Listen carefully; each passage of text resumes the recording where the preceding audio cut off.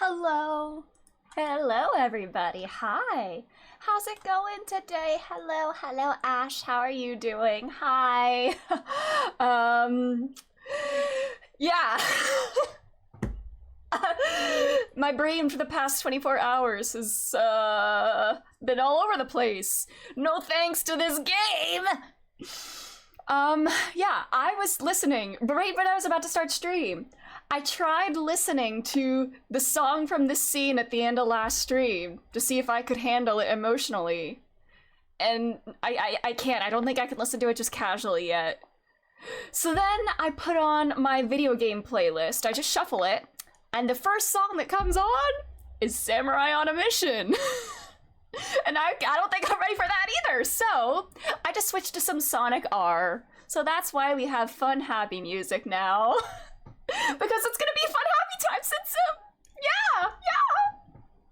yeah. God, I'm just feeling so many things. I don't know what to think. I mean, I know we'll get the full story eventually as to what really went down and why things are as they are right now. But yeah, girls when Kazuma Asogi's, yeah, yeah. God, I feel like I don't want to say I wouldn't say he's giving the same kind of emotion as Goro Akechi, but I feel like the way he's kind of taking hold of my brain is kind of similar in a way, I guess. Like, I guess once I learn a little more about his, I guess maybe we'll learn a little more about his past and his family life and how that all went down, and that's gonna make me feel a lot of things, I know it. But yeah, what else did I do today? Also, I didn't play Baldur's Gate today, but that doesn't mean I didn't do any, that I did productive things today. I played a little more Super Mario Wonder, and I rage quit on one of like the hard levels on the second world with like the rhythm platforms that keep disappearing. It was frustrating. My brother and my mom were laughing at me for failing at it. Hello, unspeakable ads.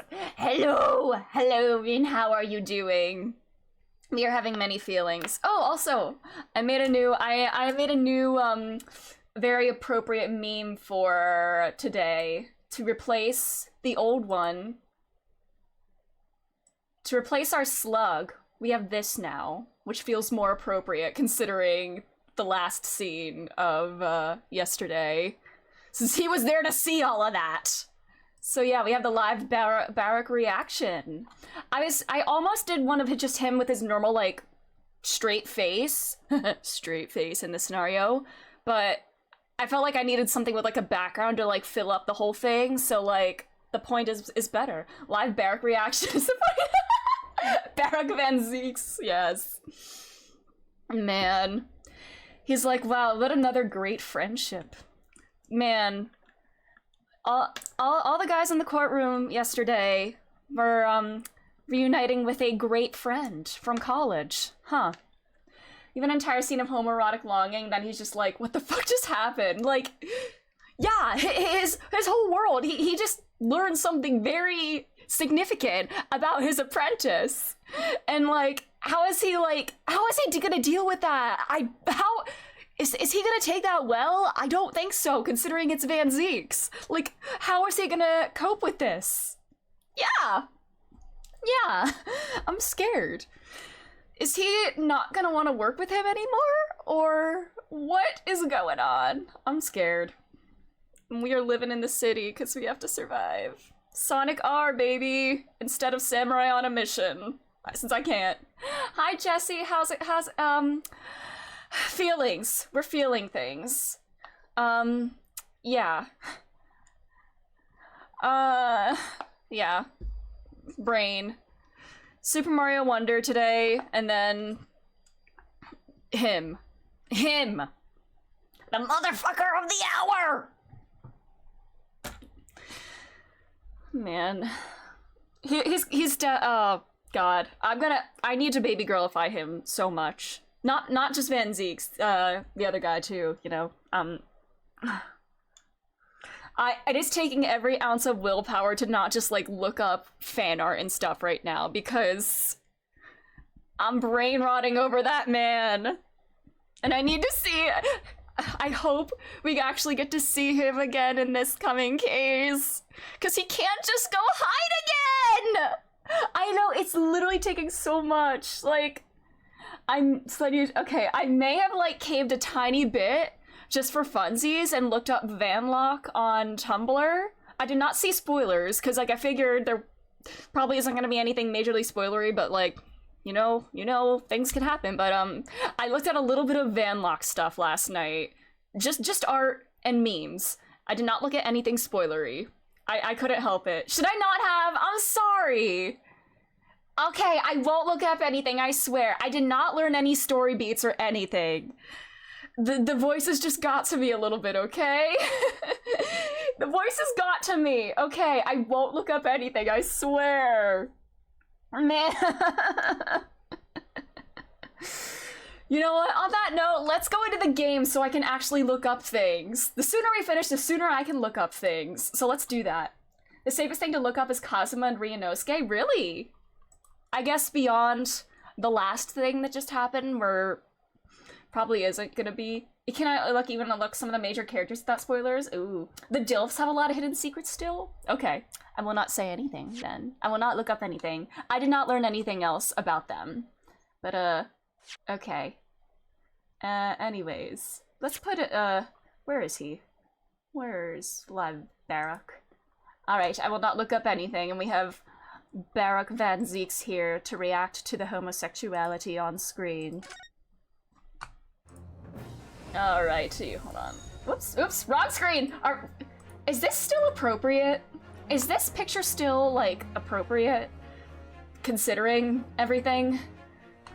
Or have we outgrown this picture? Have we moved beyond the need for this picture? We're always doing it for him?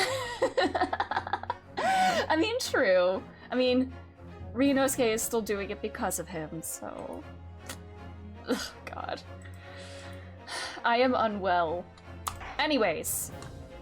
Let's do this! Twisted Karma and his last bow! What does this mean? We still gotta do it for him, yeah. Alright, show me his beautiful face. It was indeed a most bizarre incident born of a curious advertisement at a commonplace killing at the edge of town. That looks like a Van Zeek's hair. Pipe in hand, Sholmes looked down at the thick, rolling fog outside our window. I wonder exactly how many mysteries are out there, hidden within this bed of fog, he said.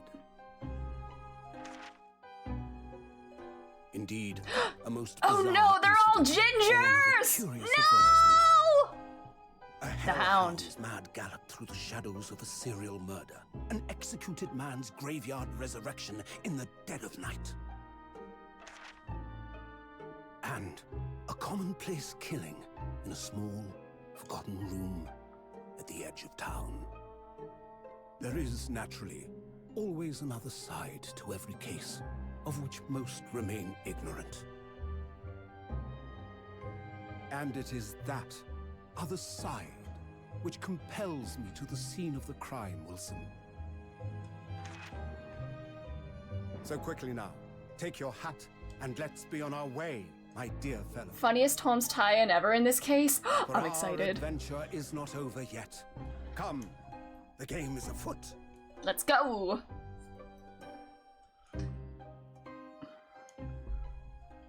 Also, is Ryunosuke gonna face consequences for once again revealing highly protected state secrets? Well, I wouldn't say necessarily a state. Would it be considered a state secret? The fact that the professor was not executed at the time listed in the report, but he once again revealed a highly guarded secret. So yeah. He said the thing. The game is afoot. You think he'll be fine after that? I don't know! 8 days after that earth-shattering trial and Kazuma regaining his... So I'm guessing he really did have amnesia then. I thought he was just faking that whole time. Which, alright. We were in the foyer of one of London's most luxurious hotels, the Great Waterloo Hotel. ABBA wrote a song about this hotel, didn't they? November 1st. Oh my god, we're almost in real time.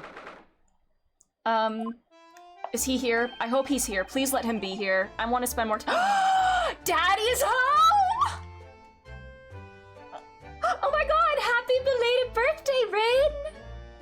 Our birthdays are so close. Hey, Professor Mikatoba is due to arrive at any minute. Yes, I'm so glad we got here in time. You still, Susato-san hasn't been the same since what happened. Yeah, 'cause your daddy was friends with a serial killer who also happened to father my boyfriend. A fellow born 9 months after Valentine's Day! Man, yeah. I choose not to think about that. Not that I'm surprised. The truth about Kazuma-sama's father.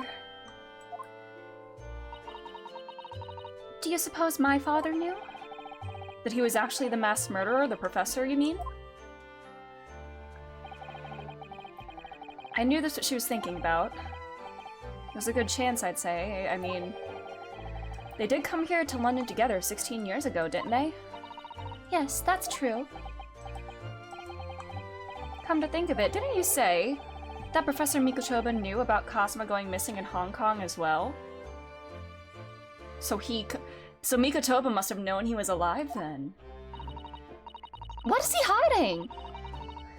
That's right, but for some reason he wasn't at liberty to talk to me about it. What is Daddy being sus? That probably means he knows then about Kazuma showing up here in London with amnesia, and that he's regained his memory now. Ah, there she is! Jingoku! Ha! Oh my god, look at you, Daddy, looking so dapper! Look at him! And then Jingoku with that glorious beard! Casual judge? Or like not judge attired judge? It feels kind of weird to see him not in judge robes. My wife, hi Neri, hi, you're here just in time. They look so good. Getting tattooed, oh no, I hope your tattoo goes well. Hello, Susato, how are you? I'm very well, thank you. We're delighted you've arrived safe and sound.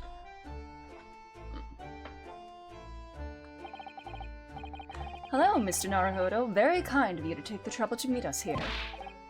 Hello, my phone is dying. Oh no, frog! But oh no, not at all. It's my pleasure. We've heard about your extraordinary exploits here in London, you know. The news has crossed the seas. It has? Oh my god, wait, the buttons on his coat look like attorney's badges. Is that intentional? Man, I love DILFs too. Your phone's at 12%, oh no! My beautiful wife, I'm sorry for failing you. I always look forward to reading the monthly reports that arrive with the steamships from Britain. Oh, I see. Well, thank you very much. Who is this man, and why do I feel as though I've seen him before? I take it from your expression that you can't quite place me. In that case, how about a little reminder, Seishiro? A firm tap should do it. Yes. A firm tap? What? Here we go, then. I hereby pronounce the defendant, Ryunosuke Naruhodo, guilty! Oh, guilty? Alright. Oh my god, you're also at... oh my god, you're also at 12%. Seishiro, yeah, he's Jigoku Seishiro. Oh, you're... Hey, baby girl. So glorious. Charge your phones, yeah. Oh my god, can my computer stop acting up? Hold on, give me 1 second. I'm gonna see if there's any tabs or anything I can get out of. Cause I got an alert that my CPU usage was spiking, which I love. God damn. Bye. Alright, I hope I saw yesterday, I don't think we had any, like, big frame rate dips, which was nice. And I'm hoping the same continues today. Your Excellency! Hello, Judge Jigoku, how are you? It's been a long time. Ha ha ha! Good, you've remembered now. That really did the trick. Guilty! So he just goes around yelling guilty like, oh, yeah. Like, yeah, you're guilty. I sentence you to death. And yeah. So, London again after all this time. Hard to believe, it's been 10 years. So he was also here. To be honest, I never thought I'd be back. Neither did I. I didn't imagine Japan would ever be invited to an international symposium like this. Though really, I doubt anyone did, to be honest. It's all thanks to you, isn't it, Seishiro? What are you talking about, Eugene? Of course, Judge Jigoku, he must complete the set. He's the other man who, 16 years ago, came to London with Kazuma's father and Professor... Plot twist, Jigoku is Ryunosuke's father. So all three of their dads came here. The professor, Mikotoba, and then Jigoku. They're all DILFs. Jigoku is Ryunosuke's dad. That's my new crackpot theory. That's my new fun little headcanon. That would be... New headcanon! The DILF squad! He's the third visiting scholar. Asian is handsomer, agreed. DGS Mamma Mia, you stop! Oh my god, speaking of ABBA! Imagine not that would be kind of sad. Not the badge nipples, he's got a bunch of buttons there. DGS Mamma Mia AU, and we are in the Waterloo Hotel, as mentioned. Waterloo! Man, Mamma Mia was the last musical that I was in 4 years ago at this point. God, I miss it.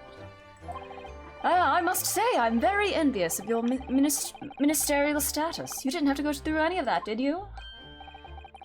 Ah, I knew you were jealous. Ho ho ho. Sorry, ministerial status? Yes, didn't you know? Seishiro here is also Japan's Minister of Foreign Affairs. It was his personal insistence that allowed you to take Kazuma's place here on the study tour. Guilty as charged! Ho ho ho! Oh, well, thank you very much. He is really every bit as important as he looks. Ah, yes now, Naruhodo. I received a telegram from Lord Strongheart yesterday. You did?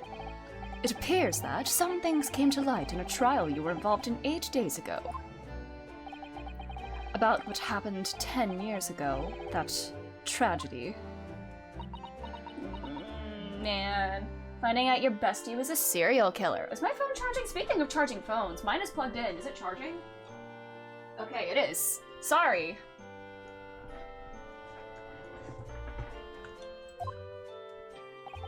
Yes, could you tell us any more about it? This belonged to my living boyfriend. My favorite thing is people giving Jigoku the silliest voice in 1-1 and not realizing how... That's what I did! I give all my judges like the very grandiose voice! Ha ha! Are you sure you want to... Yeah, are you sure you want to stick with that? Yeah. Professor Mikotoba, I wonder, could I show you something? Why do you seem so nervous? I suppose because I'm a student showing something to a professor. That's always quite nerve-wracking. Well, I'm sorry I perturb you in that way, but anyway, I'm afraid I have nothing useful to say about that, really. Okay, let's chat then.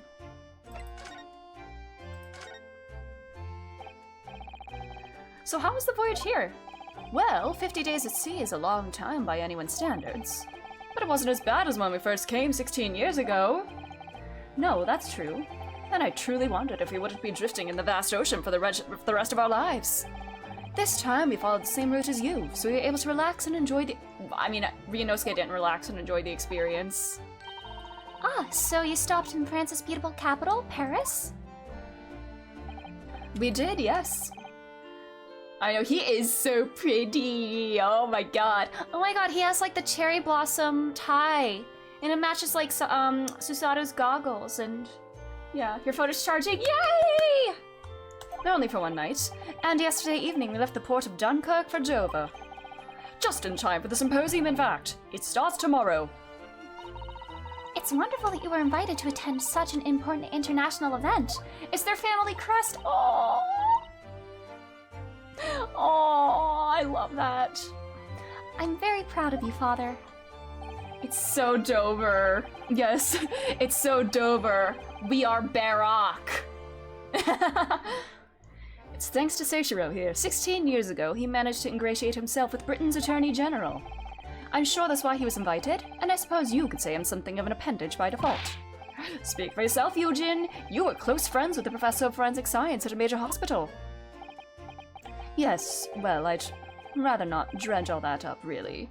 This professor of forensic science is the professor, is it? No, there's been a lot of water under the bridge since then, but it doesn't bring him back. Kazuma's father, I suppose. Where is Kazuma? I need to see his beautiful face! The professor, the killer who took the lives of 5 members of the British aristocracy. Was actually Kazuma's father, wasn't he? That's correct. Genshin. No! Not Genshin! No!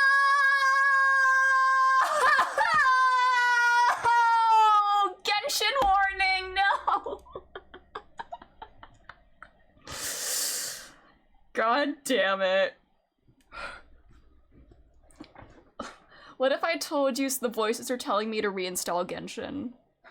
Because I saw some bits from the new Archon quest and it looks really good. He had a Genshin impact! But yeah, I've seen little snippets of the new Archon quest and it looks very wild. And I just don't have the storage space to... I mean, I could reinstall it. I am already playing Star Rail, yeah, I am. I don't think I can handle more than one gacha game at a time. That's the devil talking. It is. Yeah, I'll just live vicariously through other people playing the game and get wind of what's happening via them. But it seems like if I was playing, I would say Farina is my little meow meow and I want to make her happy. That's what I've gathered from how I would react to the story right now if I was playing. Anyways. Genshin. Have a more interesting Genshin points to this dead dude. You knew, I presume, Father? Yes. Genshin really impacted Barak's life. Autumn is so crazy, think of Genshin DGS before Genshin Impact now. That might be me, eventually. He was a close friend at the time. Genshin can't- See, I can't read this seriously now! I can't read this seriously! Genshin came to Britain as a police detective. He was studying investigative techniques at Scotland Yard. I've never understood what drove the man to commit such heinous acts. It was a closed trial, so the public never knew the truth, and he was executed with little ado. What if he was truly innocent? What if that's the big twist coming on here? To this day, very few people know what really happened, even in our homeland. But what about Kazuma? Did he know? Did he know the truth about his father? No, of course not. He was told his father passed from sickness. Damn. However, I suspect he may have had his doubts. Oh, why? As you know, I tried to guide Kazuma growing up as if he were my own son. Then one day he came to my office at the university and said, I've decided. I want to travel to Great Britain and study there. Oh boy. Why Britain of all places? They are a family, yes! Susato Kazuma's sibling moment. Do you mean he wanted to come here to investigate his father's death? I don't know. When I looked into his eyes, I did know there was no way I'd be able to stop him. Something else came to light in that trial the other day, actually. Oh? What? Well, having disappeared in Hong Kong and been missing for almost a year, Kazuma has since turned up here in London, working as the apprentice of Lord of Anziques. What? He didn't know that. Oh boy. What? That's news to us! Family. Oh my god. His eyes are... He's got those, like, little cartoony, tiny pupils. Lord Strongheart's telegram neglected to mention that part then. Tell me about him. I need to see him again. As you know, we both thought Kazuma had died on the steamship during our voyage to Great Britain in January. But he didn't die. He's alive. As you knew, didn't you, Father? In actual fact, no. What I did know is that when your ship docked in Hong Kong, he mysteriously vanished. We sent out a team of investigators to Hong Kong to try to ascertain what had happened, but to no avail. But he's still alive, and here in London, you say? I never dared to even dream it. Why on earth did the young man not make contact? The government and police have been chasing clues fruitlessly for months now. Well, it seems that he was suffering from amnesia. I don't know. Did he really? What if he was just trying to, like, investigate on his own and, like, the truth about his father on his own and not want anyone on his tail for, like, doing this study tour and whatnot? I don't know. We first came across him again here in London. He didn't know who either of us were. I see. He only regained his memory 8 days ago. This is unbelievable. Yes, it's quite miraculous. I wonder why Lord Strongheart didn't let us know. Did he know the identity? He had to know the identity of Van Zeek's apprentice.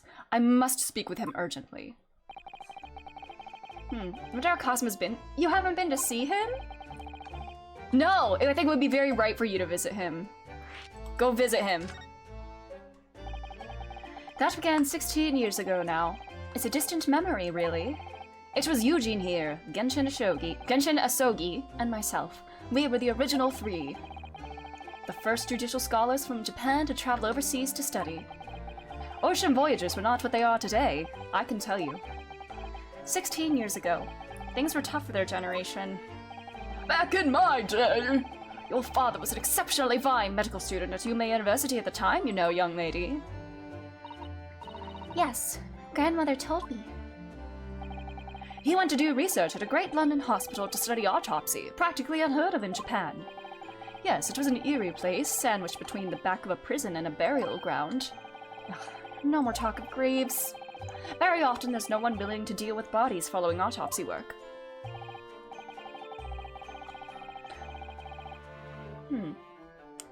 So autopsy... I'm trying to think if he would have any knowledge of what went down on the night the professor was supposed to be executed. I don't know. Oh my gosh! Clay! Hello, Clay! Thank you so much for following! How are you doing? Thanks for being here!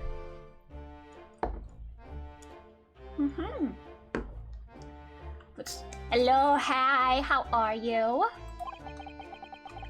Not my cup of tea at all. Do you remember that Scottish prison governor? Caden, his name was. He was a good man. Yes, but then of course, in our 6th year here, everything changed with that dreadful case. When Genshin was arrested for a series of the most gruesome murders. I simply couldn't believe it. I'd known the man for years. I was a witness at the secret hearing, and I tried to speak in his defense, but... Okay, so you were there, interesting. You went a little too far and ended up facing charges yourself. Aww, because that was his homie. He didn't want to believe that he had done that. Well, suffice to say, after that trial, we were sent back to Japan. There was nothing more we could do to save Genshin. He was a lost cause, sadly. Hoya when their banners aren't selling. I'm sorry.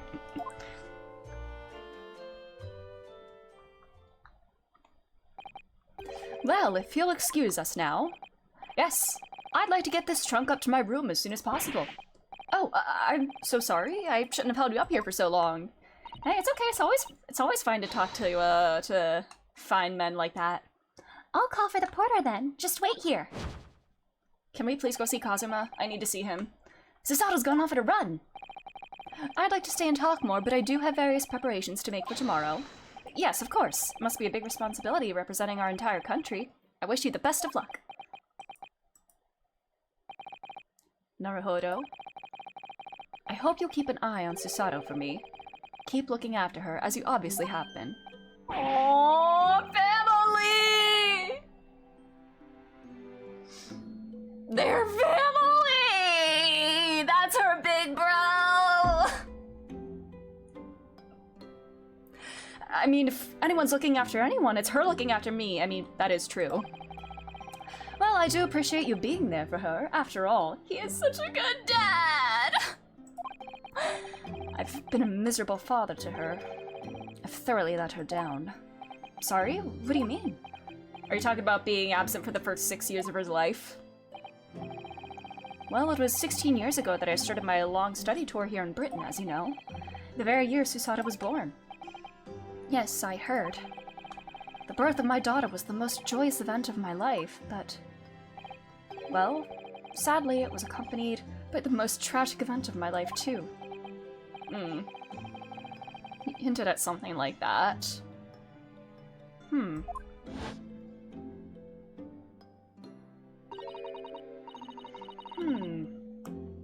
Did your mother die or something? Anyway, I won't bore you with the details. The point is, I became rather less dependable than befits a grown man. And it was then that Seishiro offered me the opportunity to study here in Great Britain. So you just ran away from your newborn daughter? I was too worried about you to leave you behind. So perhaps I was a little heavy-handed when it came to persuading you to accompany me to London. So that's what happened in a nutshell. And that's also the reason why I now feel compelled to give my daughter as many opportunities as I dare.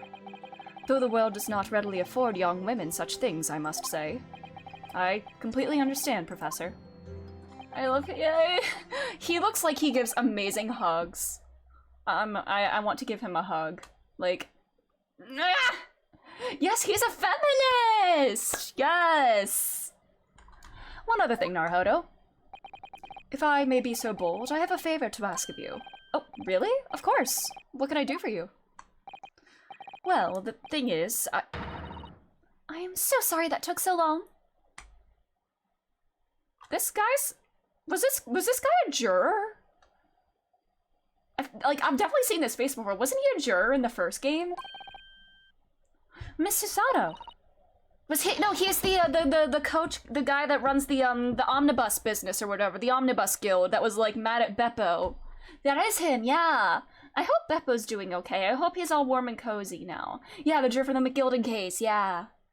I hope Beppo has a nice soft blanket. Now then, allow us to take your bags. Allow me to take your bags. One moment, if you please, Porter.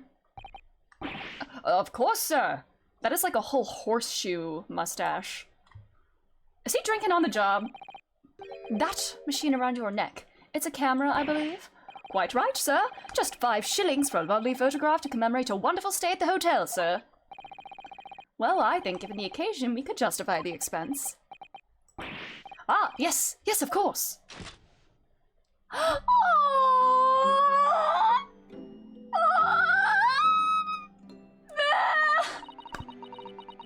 I love them. Aww. I'd like to thank you for coming with me, Mr. Naruhodo. It's really made Father very happy, I think. Oh, well, I'm pleased then. But we were interrupted before. The family photo, yeah! Incomplete, yeah, we need, the Herlock Sholmes estate. We need Sholmes, Iris, Kazuma. Professor Mikotobo was about to ask me something. Shall we return to Baker Street then? No, can we visit Kazuma? I expect Iris will have some delicious tea waiting for us. Yeah, we need Kazuma. And Gina, yeah, Gina! Gina and Toby. Toby Sr., and by which I mean the dog, obviously. And Toby Gregson is gonna be the one taking the picture. I'm getting more and more anxious about Yeah, I want to see him! Perhaps I'll try to meet with Lord Strongheart later and ask after him. I want to see him! Can I peek around here? Yes, the dog has got to be in the picture too, yeah. Look at those cases just left there on that trolley. Aren't they worried about thieves? I know I am. Haven't you seen the porter over there? Don't worry, he's obviously keeping an eye on everything. Ah, so it's a trap designed to catch any chancers who might be tempted. I wouldn't want to mess with a drunk porter either. Why did the porter give me such a scathing look just now, do you suppose? Well, some might say you look a little suspicious with your jet black clothes. What, the guys behind the counter are wearing black? Not everyone clad in black is some sort of ninja with intent to steal, you know. And I am wearing my bluish turquoise jacket as well. Oh, yeah, we gotta get Wagahai in the picture too! We need all the animals in the picture!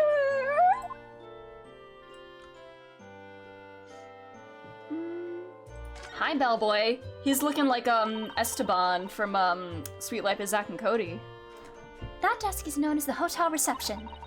Anyone wanting to spend the night has to report there to sign in for their stay. Oh, so do you think that's the head clerk behind the desk there? Yes, I'm sure it must be. I'd love to stay in a grand hotel like this for a little while, wouldn't you? Just to know what it's like. If the hotel fee was paid through our stipend, I'm afraid it might bankrupt our homeland. True, London gives the word expensive a whole new meaning. Chandelier! Have you seen all those sparkling jewels up there? You must have gathered every gem in the world for that. Ah, it's called a chandelier, I believe. It's designed to provide elegant lighting in a large, spacious room like this. So they had to gather every gem in the world? Just to illuminate one room? Ryunosuke, you dumb fuck. It's probably electric light bulbs that are actually throwing the light. If I tried to hang something like that from the ceiling in the office, it'd be scraping on the floor. I think perhaps chandeliers aren't for you, Mr. Naruhodo. Yeah, you plebe. Yeah, he's so smart. He's trying his best. Look at that, it's a picture of the Crystal Tower.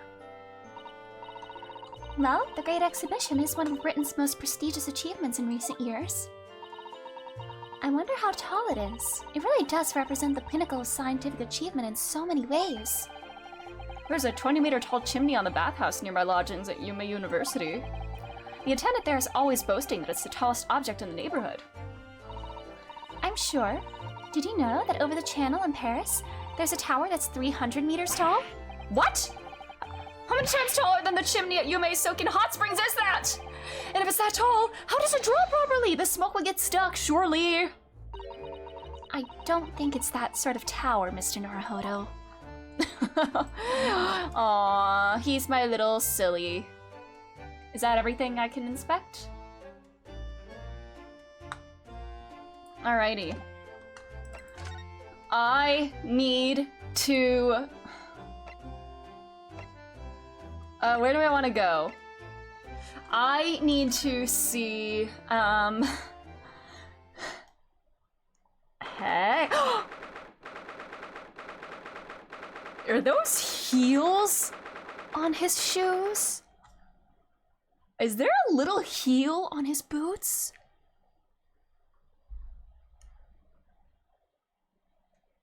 He is slaying. Look at that little popped knee and everything. There we go. God. I love him. Here's the final draft of the opening address for tomorrow's proceedings. I've supplemented your original with the figures you've asked for from the yard. I see. Excellent work. Thank you. You're welcome, my lord. What's Lord Van Zeek's doing here? Does that mean your apprentice is here too? Can I please see him? Aye, there seems to be an awful lot of tension in the air, wouldn't you say? This place is stifling enough as it is. We really don't need any more tension. Oh, hey! My apologies. I didn't notice you come in. Your small stature and dark dress make you all but invisible to me. Oh. No, it's my fault for wearing black. You're wearing your little mouse outfit. Is that the voice? Yeah! It started, with, somebody, like, said he like, facially it looks like Damon Gant. And I gave Damon Gant a very, like, ooh-woo voice. Because the very first impression he left on me when he was like, oh, hi, Aji! Haha, you're so busy! Like, that kind of voice just felt fitting for him. And so I've kind of gone with something similar for him. From now on, you must dress in white from head to toe whenever you come here. Can I wear the mouse outfit? Now then, Mr. Naruhodo. He is Gantcore. Yes, my lord. I'm right here.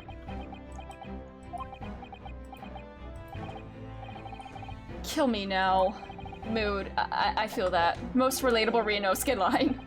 Is something wrong? Perhaps it's a little too hot in here for you. No, not at all. I mean, I've never experienced a room at such a perfect temperature. If you're sure, the beads of sweat carving their way down your face seem to suggest otherwise. Because of the daggers you're staring at me with, mainly.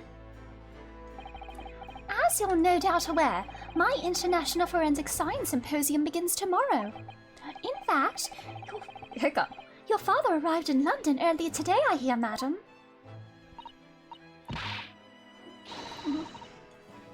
Oh, yes, that's right, my lord.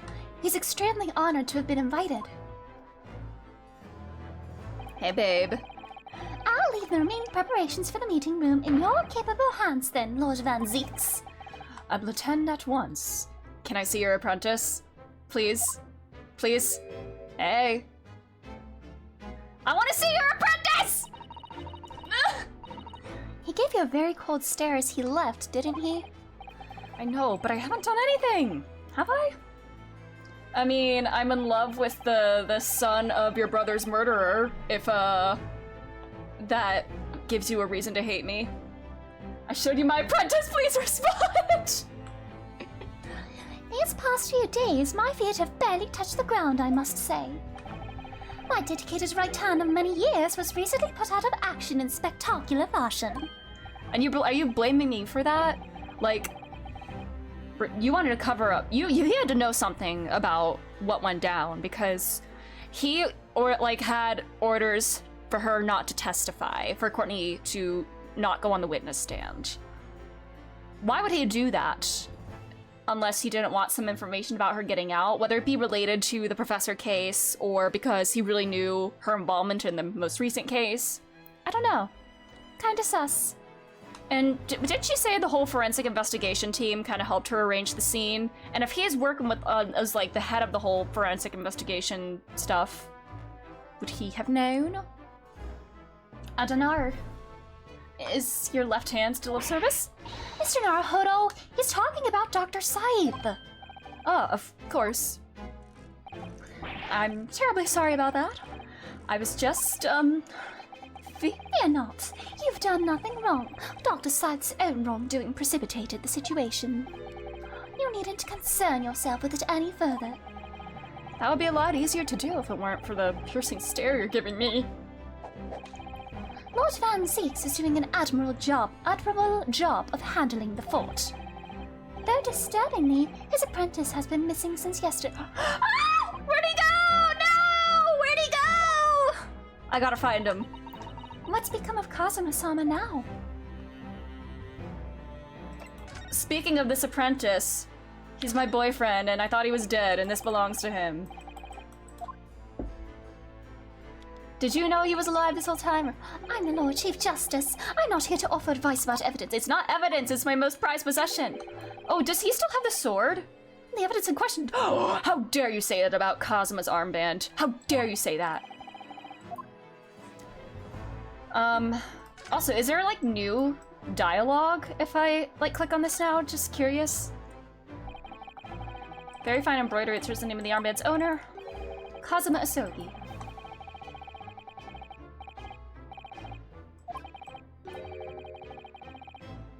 Yes, it's the same dialogue.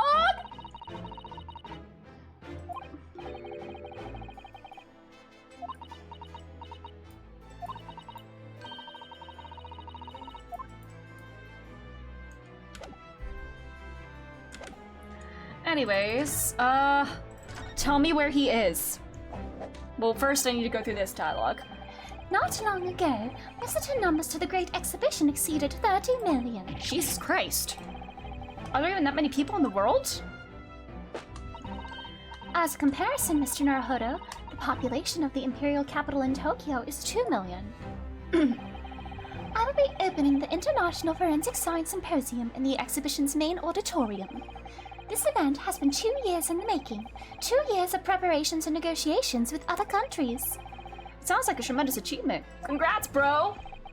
The 20th century will see the wholesale adoption of forensic investigation techniques, and cooperation between policing organizations around the globe will be essential.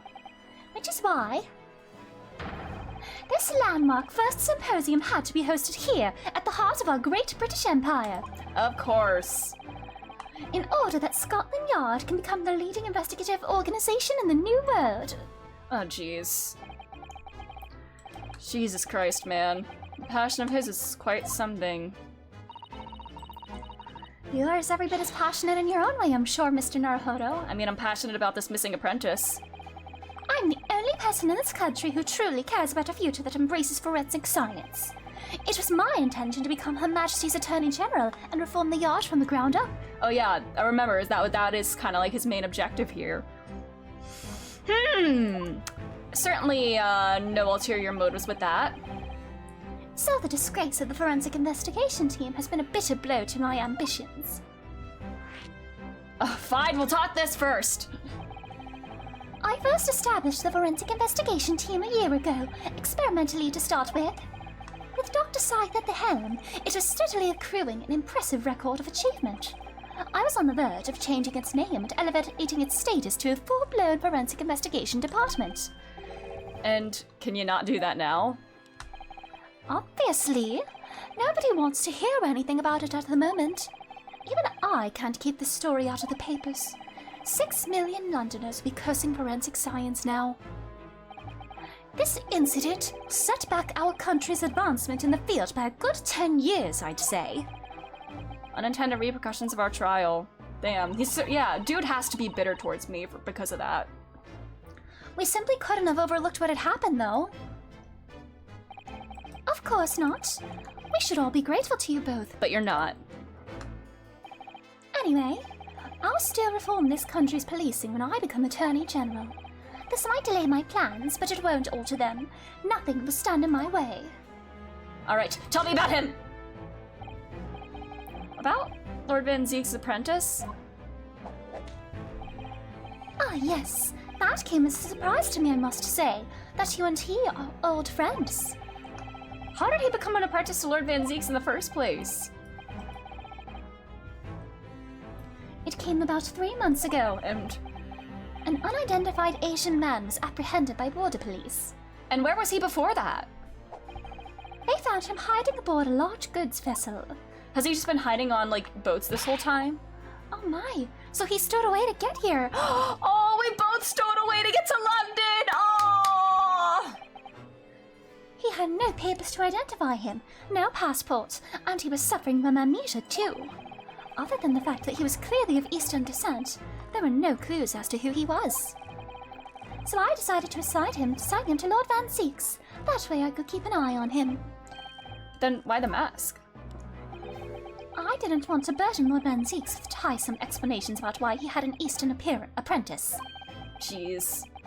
This would be so much easier to explain why he was wearing a mask. God damn. He's proving to be a great help to Lord Van Zeek's. I have high hopes for his future. By the way, do you know where he's gone? Yeah. No idea, but I believe he's left London for the time. Tell me where he went! Oh, I wanna see him! I take it you also didn't know. That the man's father was one of our country's most infamous criminals, I mean. I wanna see him! Genshin Asoge. I wanna see him! We learned from that trial 8 days ago was a huge shock, finding out my friend's father was... Ah, yes. Genshin Asogi. The Professor case 10 years ago caused a great stir here in Britain. The professor theme. Patience. I'm impatient! I've waited so long! There were such awful murders, and unprecedented, using a ferocious dog as a murder weapon. And no one would believe the culprit was a foreign student invited to study here by the government. What if his dad was framed? I know this might be a bit of a stretch and everything, but I don't know. So the true identity of the killer couldn't be made public then, and can't be made public now. Nobody in your country knows it was him, and neither do the citizens of London. The main motivation was to avoid aggravating relations between our two nations at the time, I understand. Correct. However, it has to be noted that there were some supporters of the professor's apparent cause. Supporters of a mass murderer? The majority of the man's victims were a blight on the aristocracy of the day. Somewhat ironically, their deaths actually benefited society as a whole. God damn. Or so a fair few thinkers in London believed, anyway. Right, I see. But it was still murder, wasn't it? And so Clint was one of them. It seems very similar, doesn't it? To the idea of the Reaper of the Bailey.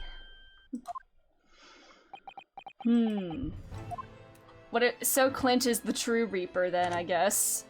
Alright. Is there anything else to do here, or no? I mean, I talked to him. I doubt I'm gonna get anything from exploring the room, so let's go see Sholmes and Iris. We have the mask here. Oh. Oh my god, is this French? What was that? A man screaming in a most unflattering way. Do you think? Could it have been Mr. Sholmes? Oh my, I do hope not. I don't know it anymore. What is this? I don't know it anymore. Funny guys time. Alright, I have to do my silly Italian accent here. Oh no, this is also French. Mon ami, mon ami. Stop this disgraceful display, oh? These guys. Who are these people? Look at their hair, it's bright red. Like the red-haired people in the beginning of the opening animatic. Which might just be coincidence, but they're Italian and French. Oh my god, what a combination. I think they must be clients of Mr. Sholmes. Little Italian guy and big French guy, I love that. Right, you two, you're coming with me, down to the clink. No, not this prison, it is dark and damp and I don't like it. I can't do this. But the darkness is my friends. I am not scared. But you're always scared of the dark. Shut your mouth, you idiots. I will sit quietly in the dark and plan our next daring heist. Are they phantom thieves? Gentlemen thieves? I don't like this. I don't like it. That thing on, I see. There's a thing on the table. I did see that. It's a mamita. Mamma mia, I cooked a pizza.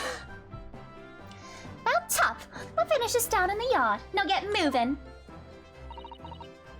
Bye then, Ginny. Have fun.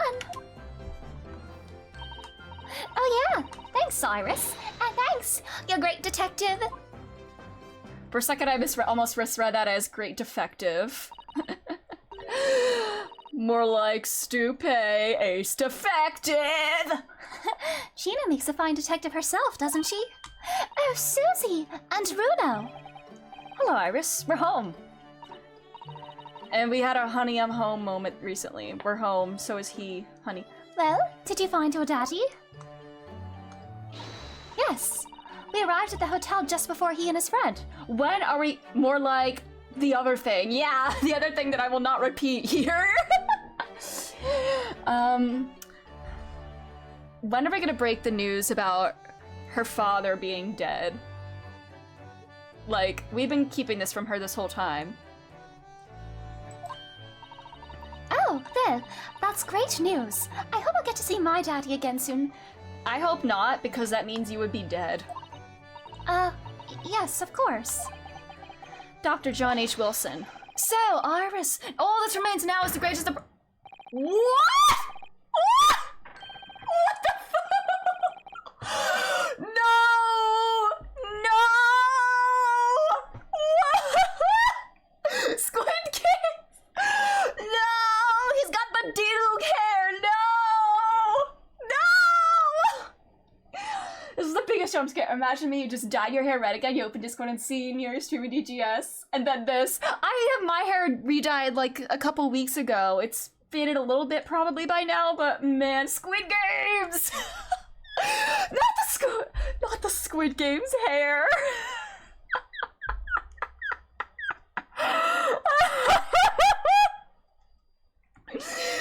Oh my god.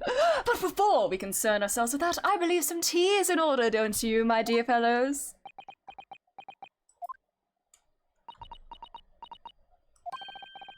Is something wrong, Miss? He dyed his eyebrows too? Oh my god. I love it. Do I have a crumb or such like on my face? Not so much on your face as on your head, I'd say. Come along then, everyone. I've brewed a lovely special blend. Time for tea. You have incredible news. Wish I could send pictures of the Twitch chat because your hair's also red! Oh my god. Whatever's going on here today? This feels like a typical day at 221B. In that case, let us sit and drink now. For I am, in fact, expecting a guest later today. Is he gonna talk about this being a dog collar again? Average Herlock moment. Yeah. Is this another, I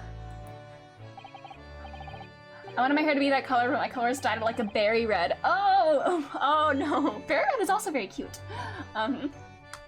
Is this the first time you've shown me this particular trinket? I don't really remember, to be honest. If my saying that it's a collar for a breed of miniature canine with a particularly long neck were to precipitate a "here we go again" from your lips, we could be sure it was not the first time. See, they know it's a running gag to show this to everyone. Deduction, you say, my dear fellow, deduction. Alrighty. Let's snoop now. What's underneath the analytoscope today?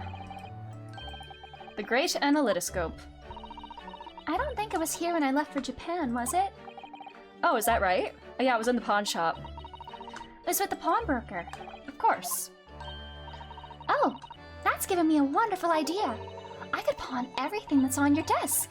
The office would be tidy at last. Is that a threat? You are joking, aren't you? The shelves. There's all sorts on these shelves. Chemistry apparatus, books, papers, and lots of things I've never seen before. It's all heaped up so high, I can't help feeling that the whole lot's gonna topple at any moment. It looks as though it might topple, and yet it doesn't. The epitome of Mr. Sholmes' brilliance. I don't get it. As it happens, I'm quite well practiced when it comes to stacking shelves myself. Just the other day, the shelf in my office finally gave way under the strain, though. It looks as though it might topple, and it does. Yes, the epitome of your disarray. Aww. They really are siblings. She's literally doing the younger sibling obligated to tease the older one. This is Mr. Sholmes' famous violin. The one he found being sold for a song at a pawnbrokery. What's it called again? A Stradivarius. Oh yes, this wonderful instrument features in The Adventures of Herlock Sholmes. It's a world-famous Stradivarius. What? You've heard the name. Stradivarius, Mr. Naruhodo. Stroganoff. Are you even trying now? We'll come back to this another time, I think. Alright. What's on the mantle today? I do like this fireplace. It's one of the best things I've seen since we arrived in the country, in fact. Although I do yearn for a Japanese kotatsu. Putting your legs under a warm blanket at a table is so comforting. Do be careful, Mr. Naruhodo. Don't mistakenly put your feet into the fire, will you? You'd suffer terrible burns, you know. I worry sometimes about how Susato-san sees me. I bet she's surprised you're still alive without her being here. The mask Kazuma wore when he was assigned to Van Zeek's.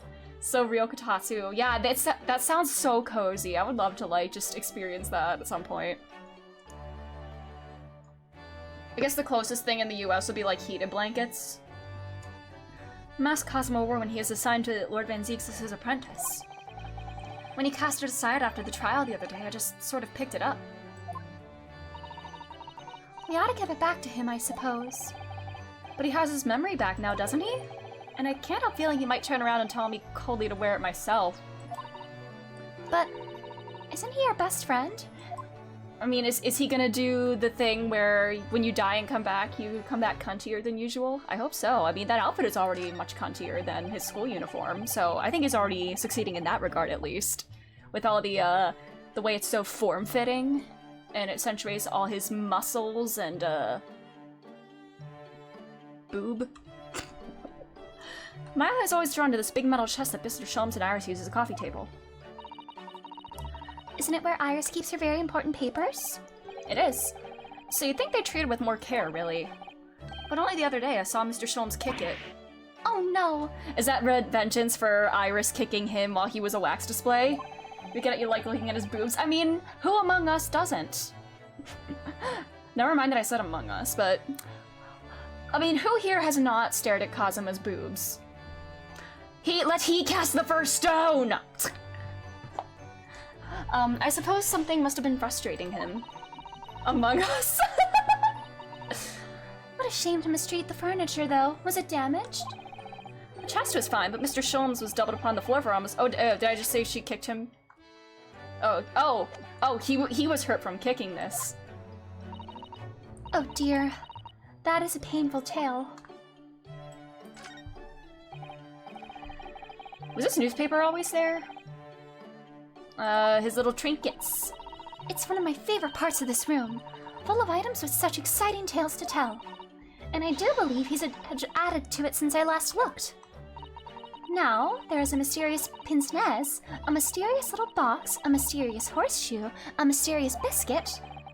I think that last one might just be one of Iris's unfinished snacks. She was hungies. I hope she got her pie at after last case.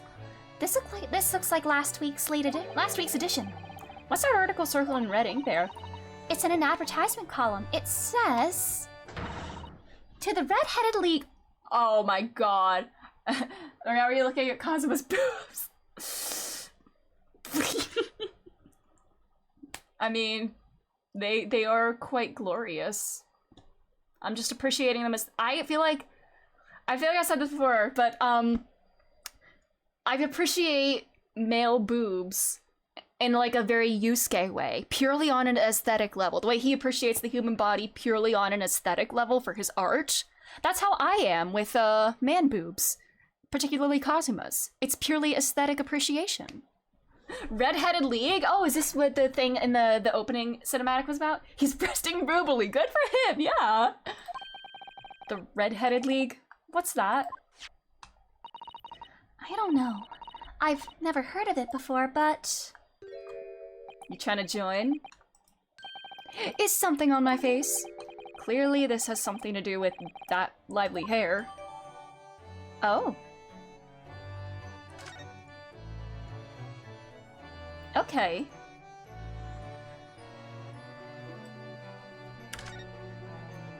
What's on the board today? This is where Iris scribbles down her latest ideas, isn't it?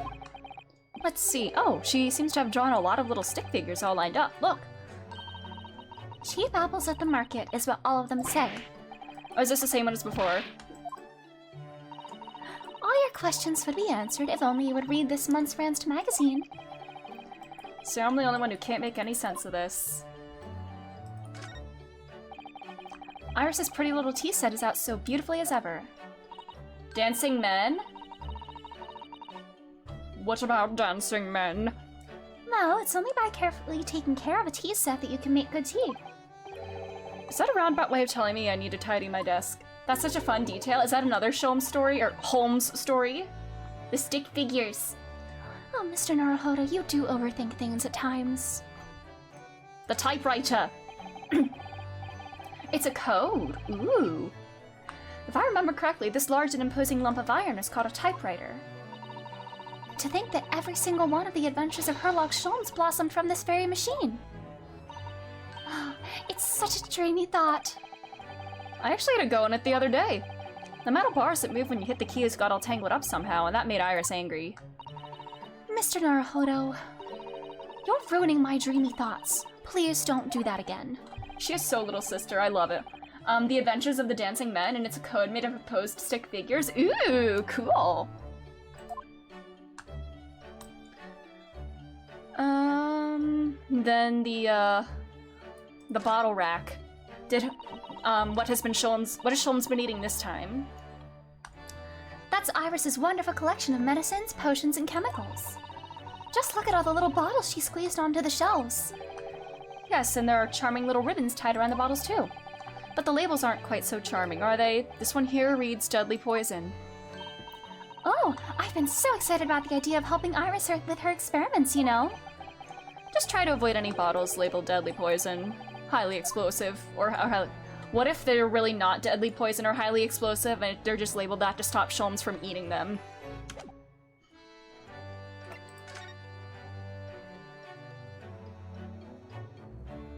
You bullshit us. Mr. Sholmes? Who are the two gentlemen that were here before? Oh, just a pair of petty criminals. Nothing of significance. Of course, they have to make a living somehow. And when the mood takes me, I'm willing to turn a blind eye to all manner of infractions. When the mood takes you? All manner of infractions? You think their greatest sin is dyeing their hair bright red? But when such fellows set their sights on Mr. Herlock Sholmes, well, that's when their luck runs out. Oh my! You were the target of a crime, Mr. Sholmes? But I quickly devised a plan to entrap them and deliver them to our young detective ally. You should have asked Gregsy to come too. We could have had an arresting tea party. I did send word, but no answer was forthcoming. The man is consummately in the wrong place at the wrong time. There's a word for it, I'm sure. Aha! I have it! A bungler! That's the word! It's a good job he's not here to hear you say that. So those redheads have been up to no good. I wonder what the men did. I want to look at the thing, actually. I want to inspect this first. On account of the bequest of late Ezekiel Hopkins of Lebanon, PA, USA, another vacancy open to titles member of the League to a salary of £4 a week for purely nominal services. All red-headed men who are sound in body, mind, and above the age of 21 years old are eligible. Apply in person. I mean, this sounds like a scam, but you just get paid for having red hair? Like, I wish that was real, but if I show this to him, will anything come of it? It looks as though someone circled an advertisement in this paper, Mr. Sholmes. You need money, don't you, since you can't be a waxwork anymore? Oh my god! Does he have an eyebrow slit? Is this just on... Hold on. I gotta zoom in. Hold on, give me 1 second.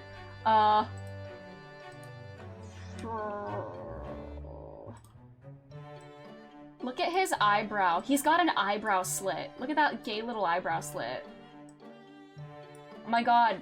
Herlock Sholmes bi confirmed? Is that just a coloring issue, or is that, like, intended? But the eyebrow slit? Look at that! Interesting. Anyways.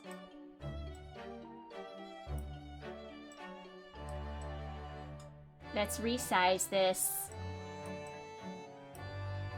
Alright, Red-Headed League. Does that strike you in some way? It's just a coloring issue, okay. Okay.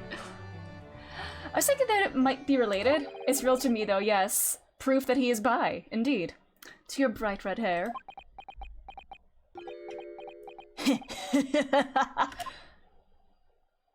See there, it's filled in again. So, at last you've learned to apply my methods, Mr. Naruto. Sorry? In the first instance, and quite indispensable, observation! Believe me, I could have seen that hair with my eyes shut. So then, allow me to regale you with the details of my latest exploits. Regale or boast? Were you infiltrating there? Well, let's talk about this, and then we'll get to the juicier details. So what is the Red-Headed League, which seems to be the subject of the advertisement you circled? You noticed it in the paper, then? That, my dear fellow, was going to be the source of this month's rent payment, of course. According to the advertisement, the Red-Headed League is a distinguished institution of fellows of unspecified governance. In fact, the only condition for becoming a member is having red hair. That doesn't entirely surprise me. Doesn't it also say you have to be a man over the age of 21? But listen to what the lucky redheads receive once they join. An unconditional salary of £4 a week. Oh my, £4 a week. Why? What are they paying people for? That I don't know. No details are given in the advertisement. But surely every red-headed person in the country would be flocking to join in that case. You're right, Susie. There's no time to lose. I'll put in my application at once. So will I, just on the off chance. They unionized redheads.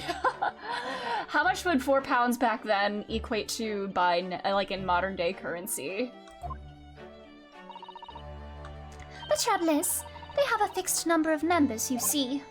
Oh, I see. So, once a certain number of people have joined, no one else can. But as luck would have it, one member recently passed away! Hoo-hoo! Yay! It wasn't particularly lucky for the redhead in question, I feel, Mr. Shons.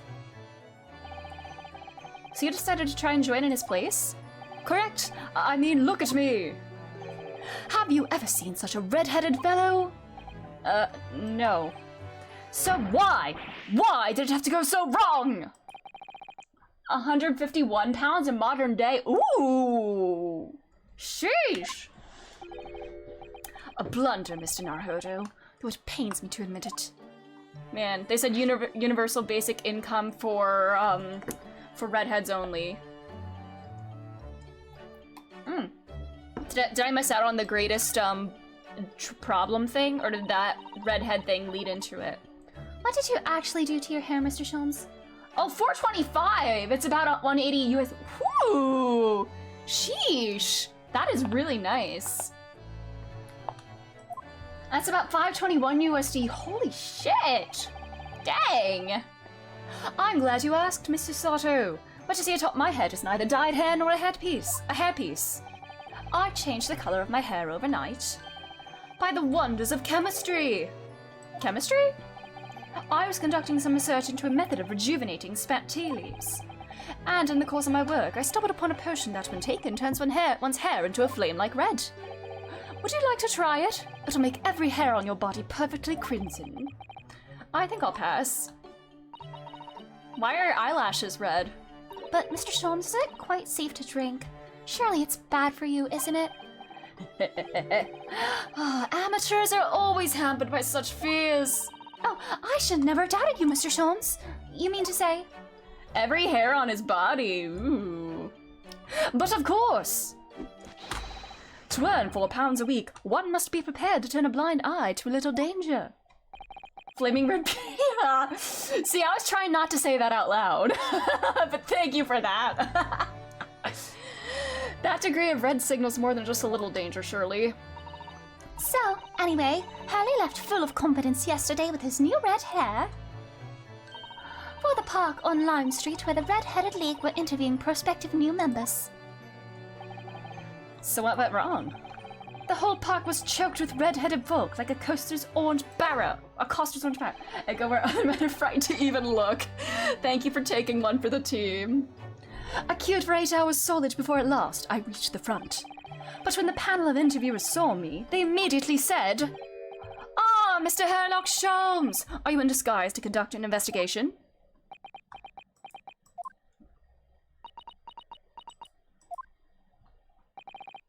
So naturally, I had no choice but to reply, "Shh, don't give me away." After which, I could do little else but turn and leave. And this morning, when I looked in the mirror, irritation stirred within me. So I turned that pair in to the police. Jesus, bro was just being petty. Oh dear, what a disaster for Hurley and those two redheads. So are they the recruiters? And he's just was feeling petty, and so he just turned them in for that? Wow. And we thought Enoch Drubber was a petty bitch. Mr. Sholmes, isn't it about... Yeah, oh god, music stop. He's gonna say some serious shit while having this hair. Alright. Just over a week ago, you said to us... I will now tell you something of the first importance, my dear fellow. Great detectives are wont to lie. It will serve you well to remember that.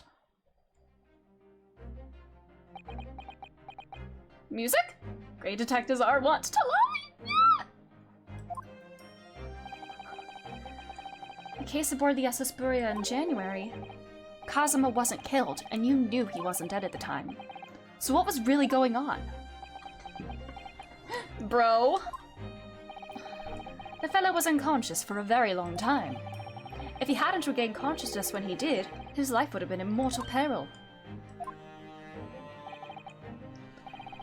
Of course, a side effect of prolonged comatose state was amnesia, as you now know. It was a simple enough task to silence the crew. But how? After they'd carried him out of the cabin, I assembled them in the lobby area. Then I made them swear to leave him unconscious and have him unlaid from the ship in Hong Kong as a murdered corpse. And what were you expecting to do with this? Like, why would you go all those lengths? Oh, how horrible! It was necessary to find some material with which to persuade the crewmen to keep their word, of course. But why do it in the first place? I will be at liberty to elaborate in due course. Does this somehow tie back to the Baskervilles? But for the time being, I would like to reassure you. I didn't foresee subsequent events. What events? His disappearance in Hong Kong. Did you want him sent there for, like, medical treatment or something? Spoilers! Yeah! Oh. I believe I may have made a gross error of judgment. Uh-oh. Mr. Sholmes? Huh?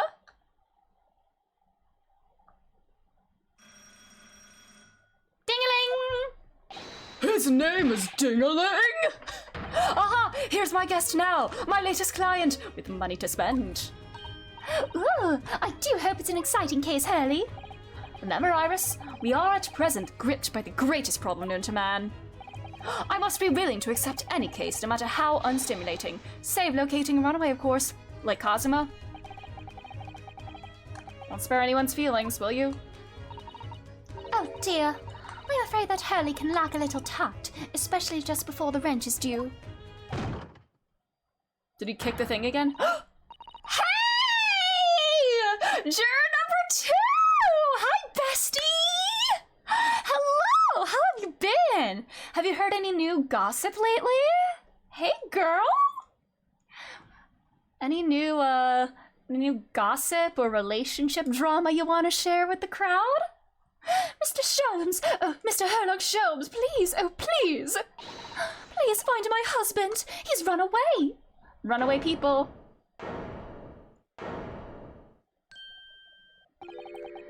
To upset me. I beg your pardon? Never mind. A personal matter. My apologies. What exactly are you trying to say, Mr. Norhodo? I didn't say a word. Come, my dear madam, be seated. Iris, some tea, if you please. Of course. What's the matter, Mrs. Sato? Oh, it's just that gentlewoman. I feel sure I've seen her somewhere before. Very recently. Now you come to mention it. Evie. As I explained earlier, my name is Evie Vigil. I implore you to take the case, sir. Money is no object. Simply name your figure.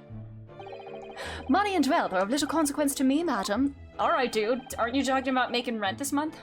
Being offered a case to solve is reward enough. Oh, you're such a gentleman. Oh, Mr. Sholmes, you are the picture of benevolence. Evie Vigil. I will, of course, make a mental note of your offer, however, for contingent reasons.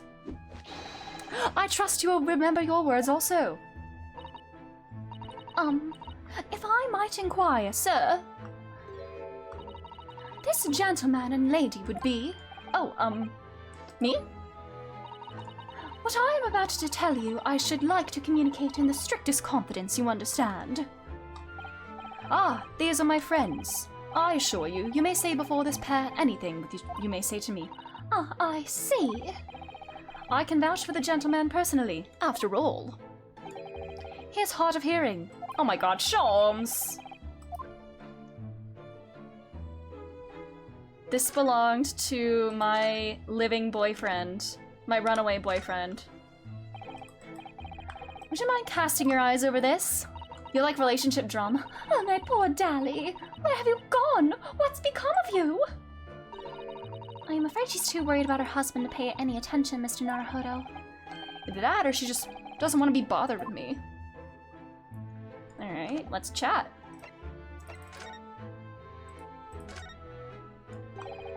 Forgive me for asking, Mrs. Vigil, but have we met somewhere before? Quite recently, perhaps? Oh my! It's okay, they don't speak English. I watched him defend a man in court. Yeah, literally! Sure, my dear fellow, what is your intention? Clearly you have no ability to differentiate the facial features of the English. If you wish to invite the lady to tea, you must do so in a more gentlemanly fashion. Is it possible that you're the nice young lawyer from the trial I attended last week? I knew I recognized her. To have a man's fate in the palm of one's hand, oh gosh, oh golly, it sends shivers down my spine. I didn't quite recognize her because she's acting so differently now, yeah. It must be very difficult for you as a lawyer, being hard of hearing, I mean. Oh, Sholmes. Pardon? Oh dear, I'm so sorry. Don't worry if you can't hear. It was frippery, really, nothing more. Now look what you started, Mr. Sholmes. Thank you very much. I believe it would be prudent for you to sit quietly in the corner. Yes. Tell us about your husband, madam. Mr. Virgil, my Dally, is 40 years of age. I have a photograph here. Look at this photograph! What is loser hair? An entirely unremarkable gentleman. By appearance, at least. Okay. Alright, Sholmes. How long have you been married? It'll be 15 years this year. Look at this photograph! We have a cordial relationship, and my husband's income is more than adequate, so we live quite comfortably. As it would appear, I need to look at you to know these things. Oh gosh! I love Renosuke being so confused about everything when his last name is Japanese. It really is? Oh yeah! Oh my god. Your dress is the latest style, your hat clearly regularly groomed, and your eyes are animated.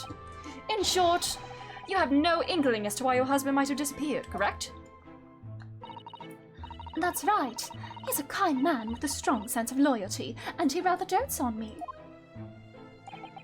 Which would point to the possibility that he has become embroiled in some incident or other. What if he went to join the Red-Headed League? Oh, that is exactly what I fear must have happened, Mr. Sholmes. I'm quite beside myself. My husband's employment is somewhat unusual, you see. What if he's incurred some miscreant's ill will? What exactly is your husband's line of work? He's a warder at the prison. Huh. That is somewhat unusual. So, your husband is a prison warder? That's right, yes. Well, in actual fact, he is the chief warder. Ooh. Indeed, I see. Well, chief prison warder certainly qualifies as something of a specialist occupation. Yes, it does indeed.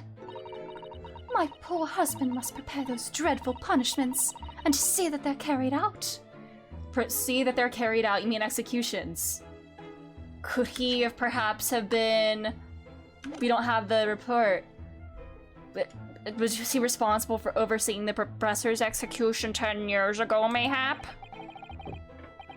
Does she mean capital punishments?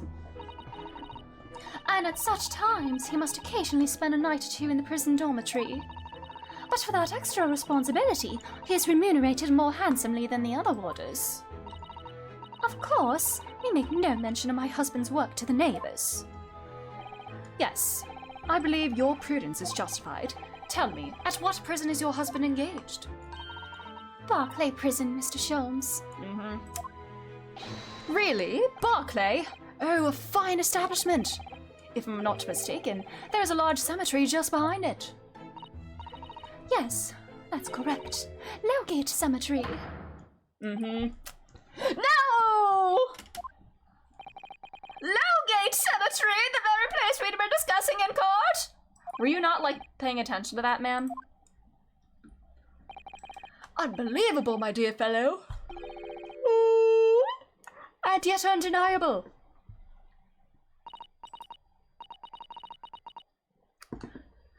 Ooh, deduction time? Sorry, Mr. Sholmes. I'm afraid you lost me. Ah, pay no heed, madam, pay no heed. A private matter? This can't really be a coincidence, can it?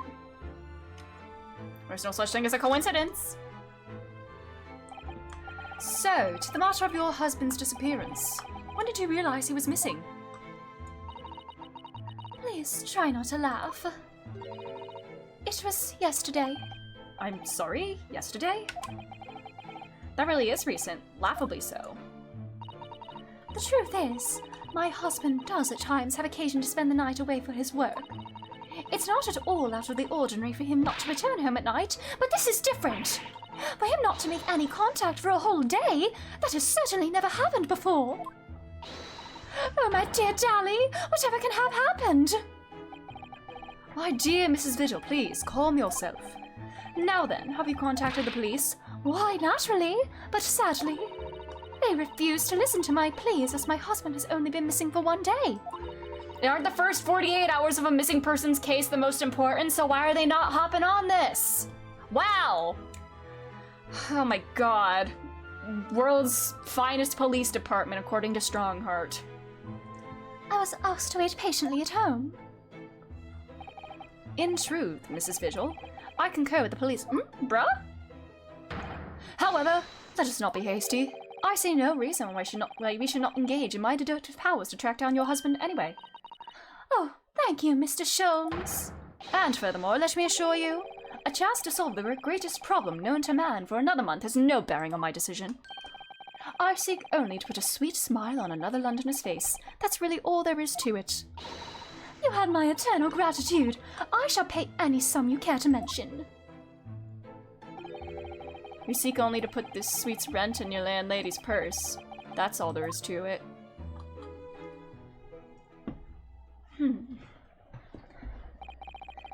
Thank you for everything you've shared with us, Mrs. Vigil.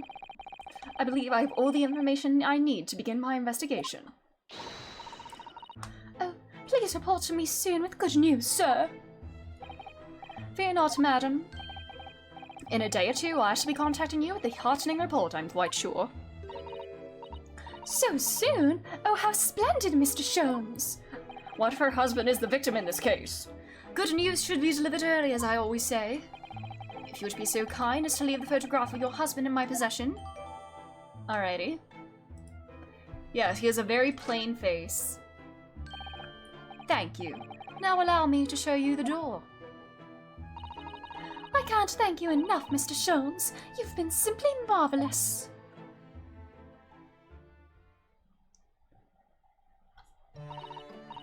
No, I think it every time, Hurley. But how do you come out with such nonsense? Good news in a day or two. Are you sure? Yeah, I'm sure he's fine. I don't know about that one. I can't be sure, of course, but I didn't swear on it. I merely gave the good woman some hope. I hope to be able to give her good news, one might say. After all, the rent must be paid by the end of the day tomorrow. If by that time I've successfully located Mr. Vigil, we shall be mutually relieved. Wouldn't you agree, Mr. Naruhodo? Don't look at me with those pleading eyes. Don't look at me with those big blue eyes. Well, my dear fellow, did you hear the details of the case? Yes, my hearing is surprisingly good, actually. Excellent! And what did you make of it? Unless she is responsible for his disappearance. Well, I was surprised to learn where her husband worked. At Barclay Prison, I mean. Ah, so you noted that. Of course. Especially with the mention of Lowgate Cemetery. Lowgate cemetery is at the rear Barclay Prison, so it was renowned among us students at the university for being haunted by the ghosts of condemned convicts. Barclay Prison is where that notorious man was incarcerated. The professor. And now a warder from the prison has mysteriously disappeared, it would seem. It's all very peculiar. Indeed. But nothing you can't handle, I'm quite certain, Mr. Naruhodo. Sorry? Run along to the prison and see what you can glean. Would you? It's the prison governor you want. No doubt the man is equally worried. But, aren't you gonna go yourself? Surely you needn't ask. I can't possibly be seen out with this hair! Put on a hat.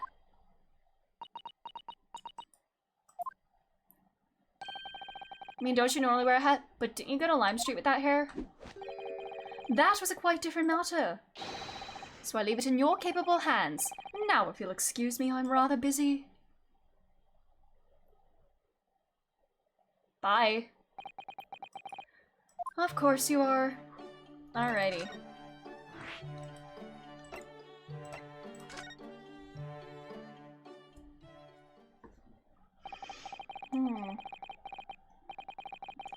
Barclay Prison is on the outskirts of London, backing onto a lonely burial ground. Its four high outer walls loomed quietly before us in the fog. Having requested a meeting, we were shown to the governor's office in the watchtower. Wow. Jesus Christ, what is this clock? Very welcoming in here. Hey, Mr. Shoulders. Back in time for Scottish guy? Place is full of odd criminals. I can neither remember the last time a civilian was done here. Oh, this is gonna sound awful. And you didn't want to talk to an inmate? But to me? Oh my god, hey, another big boot man. Do you ken who I am? I'm the governor. Barricading, Barricading! Oh! What if I told you I've not actually seen any Lord of the Rings movies? No, that's a lie. I saw the Desolation of Smaug in high school, but that's the only one I saw because I went with a friend for their birthday and I had no idea it was happening the entire time. I know. It's a pleasure. Harry Barricade. Oh my god, I love that. It's so stupid, which is great. And an Easton at IC. Does that mean? Yes, I'm a visiting student of law from the Empire of Japan. Japan? Did you say Japan? Yes. I'll thank Shrek for my accent, actually. But there's no any of your kind in here, laddie. Maybe you should try the prison next door, eh? I didn't notice another prison next door, sir. Anyway, we came to... Yeah, Shrek! Yeah, well, thanks, Shrek. I didn't like to be so direct, but... I've no intention of speaking with her like see a suspicious-looking Easterners. Bruh. Okay, fuck you. Now get out of my hair. Get out. Now get out of my hair. Oot. I love the word oot. So as soon as he finds out we're from Japan, he'll act... my god, the professor, probably. Not all Japanese people are serial killers. Fun fact, my dude. I think it's because of the professor case. You think so too? 10 years ago, Genshin Asogi, also known as the Professor, was incarcerated at this prison.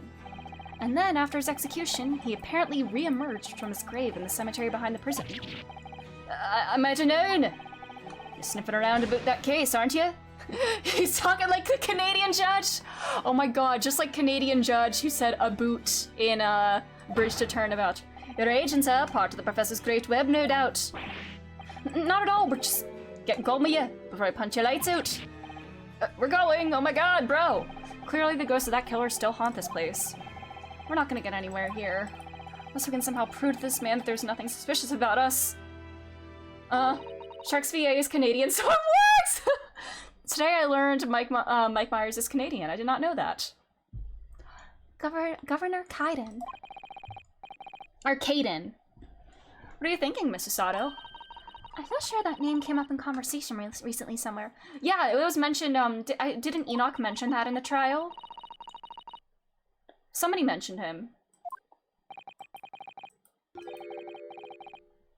Caden. Or it wasn't Van Zeeks, right? Or was it Enoch Drebber? Wouldn't he be in jail? This belongs to my, boyfriend. Could I at least show you this? Alright. How many times can one man turn his back on you in a single conversation? Yeah, he's not gonna want to talk about anything, I guess, until I say get out. Alright, bye. Can I examine the place at least? What? I just want to look around. Alright, bye. Bye-bye.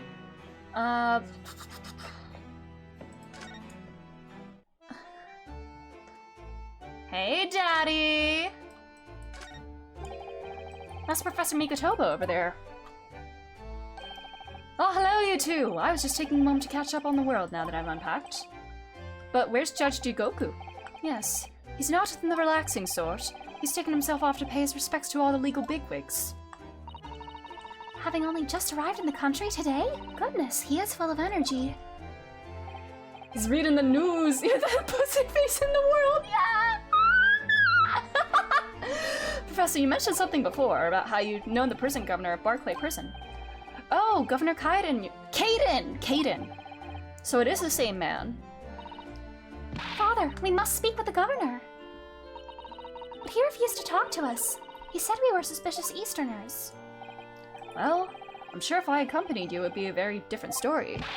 Oh, would you? That'd be wonderful, if you have time now. Sadly, as you can see, I'm very busy at— What are you doing?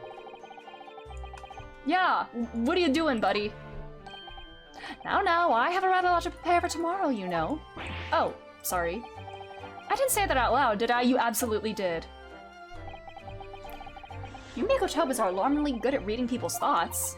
Or could it be that you Naruhodos are alarmingly bad at hiding your thoughts? Mm-hmm. Yep.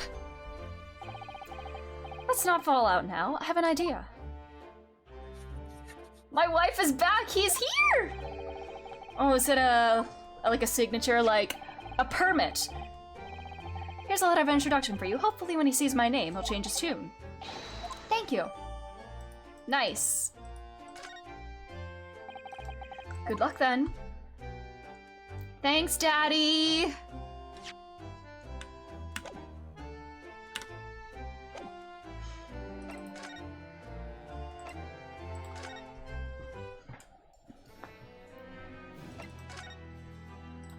Great Scott! I got this for you! If you just cast your eyes over this, Governor Kaiden. What's this then? Can I pull the wool over my eyes, you good-for-nothing Japanese student? Mikotoba? That young jock from the forensics laboratory? That Mikotoba? Exactly, Yep. Oh dear, perhaps I should have said something sooner. I'm Eugene Mikotoba's daughter, Susato. Jinx! You're the young man's daughter? And you didn't think to mention that of her? I do apologize. Aye, well, you'd best take a seat then. Can I offer you a cup of tea, perhaps? And then I forget to try one of these wee handcuff biscuits. Alright. Do you have cookies and biscuits of every device in here? Your father's influence is nothing short of amazing. It's the dad effect. He knows somebody everywhere. I'm bitterly regretting not announcing who I was from the outset now. I said Shrek's VA and not Mike Myers. Yeah! Yeah! So then, what can I do for you, hen? Well, we're currently investigating a case. It's one of your warders, you see. He's gone missing. Missing? That's right. It's surely been reported to you as well, being the prison governor. Unless you're responsible for it somehow. I haven't heard of nothing of the sort. There's no missing persons in my prison. Oh. It's Mr. Daly Vigil, your chief warder. Eh? Vigil? That's right. His wife came to us and asked us to investigate his disappearance. Let's skip the part about him only going missing yesterday for now. Clearly that means something to him. Would you be so kind as to tell us what you know, sir? Aye, of course. First, I want to snoop. The guillotine clock. This grandfather clock. And I remember his name, I just remember because during a school trip I rode on a bus that said iconic Canadian achievements painted on them, and one of the buses had Oh my god, that's great. He's a Paramore. Jenny has a Paramore pin. What? Do I don't actually... A Paramore fan? Wait, a Paramore pin? Hold on, I need to see that. It's fitted with a terrifying blade that keeps dropping down. Does this relate to Paramore somehow? I actually was not aware of that. It's modeled on the guillotine, a French execution device. You might have heard of it. The 3 bars. I did not know that, huh? And yes, for you ask, it can chop heads off, you mean? That was no, carrots and parsnips and so forth. Oh, it's a joke? Okay. Okay, I was not aware of that. If you place a large carrot at the bottom there in the morn, by evening it will be cut clean in two. By evening? Well, the blade must have an almost indescribable edge on it then. So it takes a long time to chop it then, I guess. More blades! An axe, a hunting rifle, and 4 pairs of handcuffs. That's a daunting collection. Ah, there's a story behind each one of those. You mean, the rifle was a famous killer's murder's weapon, and the axe was wielded by an infamous executioner, and the handcuffs were once used to immobilize a fierce 4-legged beast when it was arrested? Bark, bark, hound. I think you're in the realms of fantasy now, Mr. Naruhodo. Not those kind of stories, Jimmy. That axe was the one I used to chop down the cherry tree at my house. Mr. Cadence wasn't best pleased.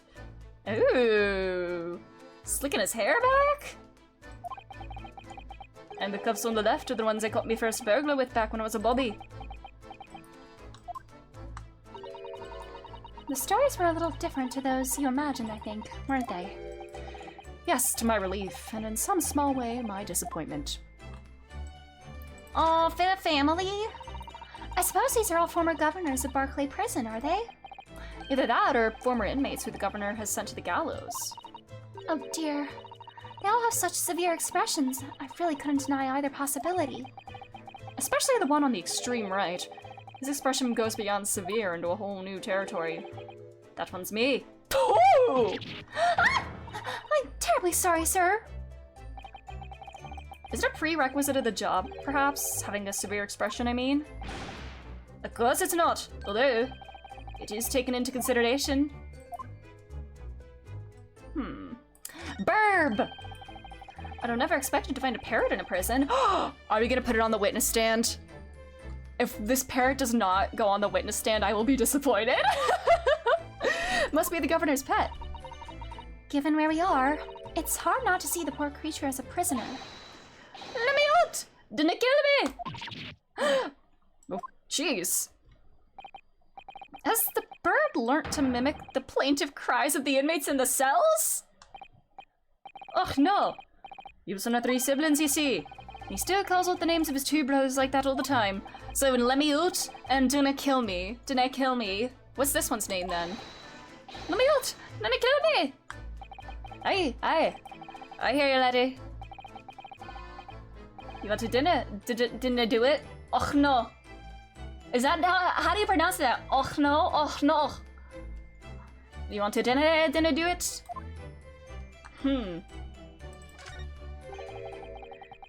That deer has been staring at me for a while now. It has? The poor thing can't fit through a small hole in the wall, but it can't get its head back out again either. It's giving me a woefully imploring look. It's not real, Mr. Naruhodo. It's stuffed. I mean, yes, of course it is. For a moment I thought it was another assassin sneaking in via the ventilator. Another venting creature! I don't like to say, but I think perhaps you need to reread The Adventures of Herlock Sholmes. You can't reread if you never read it once. Also, I thought mounted deer heads were I did too, actually. And then I was sad to learn that they were actually dead deer. That's a very large cabinet full of papers, isn't it? It's labeled Inmate Register, look. And all the files are in alphabetical order. That's 50 years worth of records in Barclay's inmates. whether or no they left alive after serving their term. All the details about the crimes they committed are recorded in there, like an epitaph, you might say. A record of crimes and punishments. How dispiriting. Dostoevsky would be pleased with that. And yet, this man seems to be enjoying tea and biscuits as he talks about it. I mean, he's gotta get used to talking about it if it's his line of work, you know? I was typing that! Man. Alright, I think that's everything we can look at. We understand that Mr. Vigil is the chief warder here at the prison. Aye, that he was. Strong sense of responsibility and dedicated to the job, no doubt about it. He was a fine warder. Sorry, did you say was? Aye. He doesn't work here anymore. He left the job. When did he leave? When was this exactly? There's a question. When was it about? It kind of been much less than... What the hell?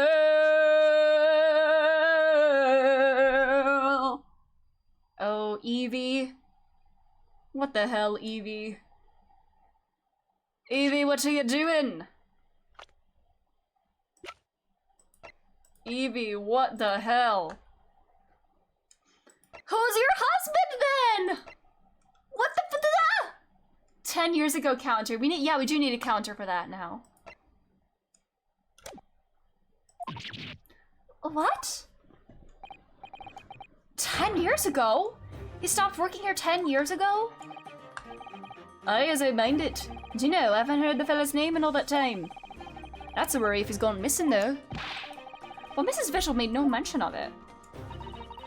I think perhaps Mr. Naruhodo, that his wife simply doesn't know. I think she's unaware that he no longer works here. Governor Kaiden, can you tell us what happened? Kaiden! Why do I keep saying that? Why did Mr. Vigil give up his job here? Oh, I get the name pun now. Wait a minute. I'm getting the name puns. Daily Vigil, Evening Vigil. Ah! That's important, is it? Yes, I believe it may be. Puns! I like puns. What are you thinking, Mr. Naruhodo? I can't help wondering, given that it was 10 years ago. Ah! Which was exactly when the professor was being held at this prison.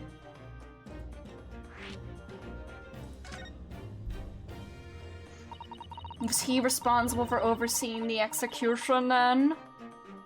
So Mr. Vigil actually resigned from the position of chief warder 10 years ago, you're telling us? What happened to make him leave the job? In actual fact, he didn't leave the job willingly. He had no choice on the matter. You mean he was dismissed? It was after a particular walk. A walk? Aye. That's what the word for it here. A walk to the gallows. What the? Was he? Oh, Jesus Christ. What if was he executed in place of the professor? And it's his body in the grave. What if that's just his body in the grave? Or no, his body. But then if they're claiming that, according to Enoch or whatever, the guy didn't die at the gallows, but the body was brought there and like put in the grave, but he came out of the grave and then was shot, and that's when he really died. But what if the professor really is still alive? I don't know. And he was hanged instead of the professor. It's the job of the chief warder to prepare the gallows tree and oversee any executions, you see. Only Vigil did something unthinkable on that last walk he was manning. He walked like that picture of John Lennon, so we fired him. What did he do?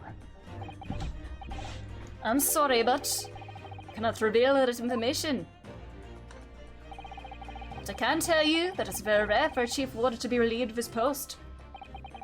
But why wouldn't Mrs. Vigil know about that? She appears to be under the impression that her husband still works here. I wouldn't know anything about that, I'm afraid.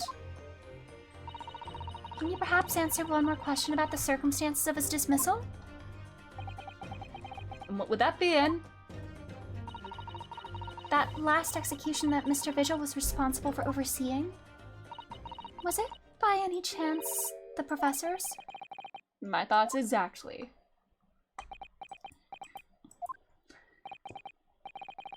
I'm sorry, I really am, but I'm at no liberty to answer that. I see. Alright, but tell me about Daddy. My father came to Britain all these years ago in order to study forensic medicine. But you seem to have been well acquainted. The dead room, the prison, and the cemetery have a lot to do with one another. After all, they need fresh corpses for forensic research. Do you know? Yes, I can imagine. The advancement of medical science isn't always particularly palatable. Your father worked in the laboratory just on the far side of the graveyard. In the basement of St. Sinner's. It's still in use today. We've heard that name recently. Yeah. That's not the one that, Olive Green was staying in, right? That's a different hospital. That was a St. like Bartholomew's or something, but I've definitely heard that name. We've been there. Ikaturba and I have to used to ride in a carriage together and negotiate terms. More fresh material, I suppose. Damn. Aye. And we used to sit in here for hours and gab on about dissections and all sorts. Ugh, it takes me back. Over a pot of tea and a plate of cuff biscuits, of course. Yeah, bars or St. Sinners. Okay. How charming. Yeah. Discussing dissecting human bodies over a cup of tea. He was a good fellow, your father. Reliable and dead set on his work. So I'm afraid. Mr. Caden, did you fuck my dad? Man. I'll never understand you Japanese. Because of Genshin Asogi, and therefore we're all serial killers. Bruh. Well.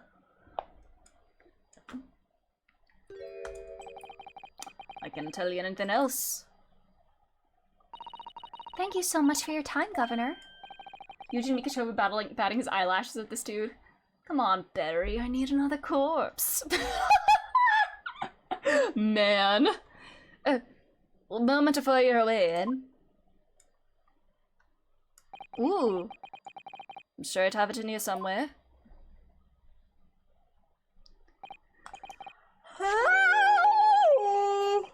Ah, found it here. Take this as a wee souvenir of your visit to the prison.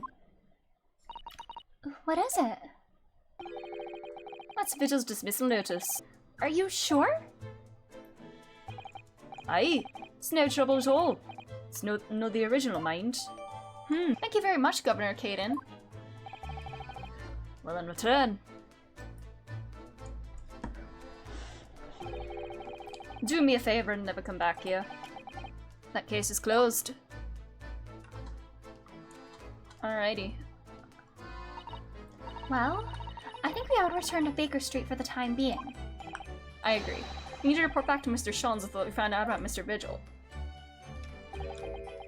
What will I tell Mrs. Vigil, I wonder? Yeah, like, what's the deal with, how did she not know that, like... Has he just been lying about his work for 10 years and she just never bothered to, like, learn the truth or whatever? Religious post with immediate effect having violated Clause 132. What is Clause 132? Our right to redundancy pay and other financial benefits are fully revoked. Aiding and abetting the— Woo! What? But one, two, yeah. That Caden has to know that the execution wasn't carried out. Aiding and abetting the escape from this prison of convict professor. Details of this escape are still being investigated. Full cooperation with inquiries will be expected. Indications that the jailbreak plot was conceived prior to the convict's incarceration.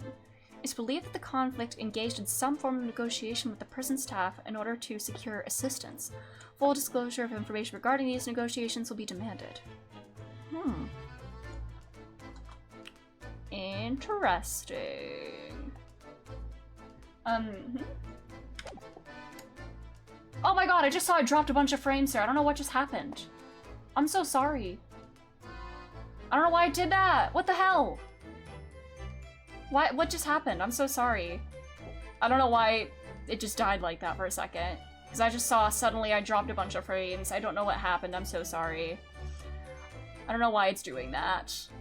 I'm getting like the encoding warning now, but I see I dropped a shit ton of frames just now, but at least it wasn't during anything like major. Stream broke for a second, but we lived. Okay. That's good. I know Twitch has, I don't know if it was something on my end that was like making it be weird, or I know Twitch has been kind of wonky for a lot of people for the past couple days, but I don't know. Knowing me, it's probably on my end because my computer does not like when I stream. It gets a bit hot.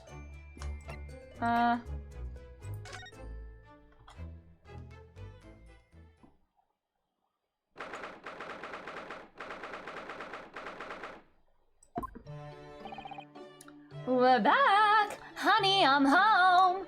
But my honey isn't here. Hello, you two! Oh, hello, you two. I thought you'd be back before long, so I baked some scones for us all. So that's what the delicious... What? No! What the fuck? Oh my god. Yes, he has blue hair and pronouns. Sherlock roams now. God damn. Greetings, my dear fellows. What the fuck? I hope he has a different hair color every single time I see him in this case. Herlock! Her woke Shams! That's Sune Miku! You have returned a good deal sooner than I was anticipating. Hello, Mr. Shams. Hello, Mr. Shams. Say nothing, your thoughts original over your faces in any case. It turns out that it may have been advisable to test my hair color restoration tonic before application. Oh my. Pray tell me, what of our water friend? Have you garnered some new information? Yes, something very surprising in fact. Though it's not a patch on your hair, to be honest. It most certainly isn't, but still, we discovered that— Shots! Oh, uh-oh. I need this hair dye for— Yeah, same! Drop everything, Shams! This is more important! Gina? Gina? I can't Adam and Eve it! No, please.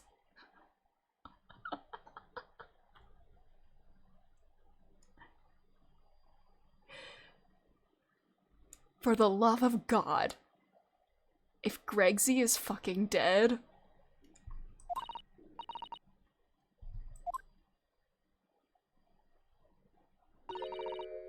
What's happened? Clearly a very grave matter indeed. For Miss Lestrade made no mention of my hair whatsoever. It's the boss. What do you mean? The boss is... He's no!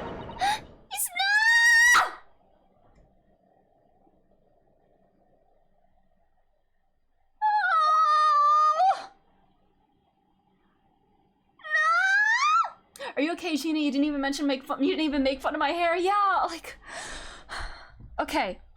I mean, we did have to fake out death with Kazuma, but that would mean that all 4 people on the disc then have been dead, or at least assumed dead at some point. Between Kazuma, Aishin, Giselle Brett, Gregson, Toby Gregsy, and now and John Wilson. So he was the last one who hadn't died permanently or otherwise. They just found his body! Shot with a pistol! What? Inspector Gregson? He was murdered? No, not Gregsy. Come in, my dear girl. Tell us the whole story. Oh no. I'm not even gonna show her the badge. I can't do that to her right now. Oh. Are you serious, Gina? Inspector Gregson was really shot? I don't know much about what happened myself yet. They're still there, investigating the scene. Her luck lies, it sent me hurtling down. Yeah, he's not even being silly now. He's just like, please just tell me what's wrong. Like, dad mode activated. Where did this take place? A little rented room in a building full of flats on Fresno Street. My dear girl! The outskirts of town, nowhere near his home. Please, for the love of God, if Kazuma is fucking suspected of this, he was perhaps investigating a case then. The thing is, no one at the yard knows nothing about no case around there. Oh, how strange. The boss he was so good to me. I know I ain't up to much yet, but one day I was gonna show him. I was gonna show him and become a proper detective. Oh, Jenny.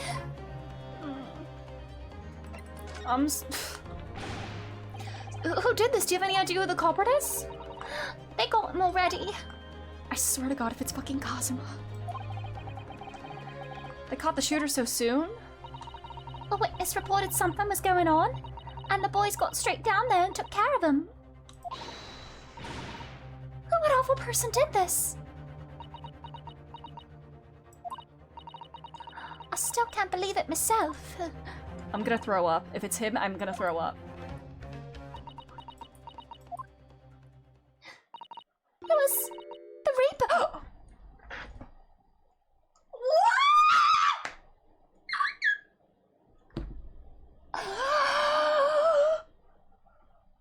Whoa, Lamau even. Live Barak reaction. Ooh, is this our turnabout goodbyes? Case where we like defend the white-haired, emotionally constipated prosecutor. Yeah, turnabout goodbyes. Here we go. You don't mean I'm gonna defend him in court and he's gonna hate every second of it, and it's gonna be wonderful. Sorry, Mike. F's in chat for Gregsy, but I cannot wait to see what Van Zeeks has to say about this. Yeah, I can't wait to see him in jail either. Are you playing his hair? Is it his hair gray? That's right. The Reaper bloke's gone and shot the boss. Lord Van Zeeks?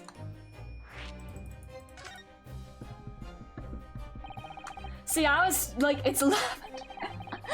It's actually lilac, not lavender. Are you quite sure, Miss Lestrade? It's Barak Van Zeeks the police have arrested? And who's prosecuting? Is the apprentice gonna be the prosecutor then? I saw him in my own eyes, in the interview room at the yard. I don't believe it. But there were witnesses, and they're all saying it was him. Starting class, my professor was talking. Auto-capitalizes professor! Oh my god, I need to auto-correct the word professor to Genshin Asogi now. There were actually multiple witnesses? They had the gunshot, apparently. And when our lot got to the scene, there was only the boss and the Reaper bloke in the room. What was he doing out on the outskirts if he was supposed to be doing Strongheart's prep work? Strongheart? Are you trying to get rid of Van Zeeks for some reason? There's no way Lord Van Zeeks would have taken Gregson's life. I just don't believe it. I don't believe it either.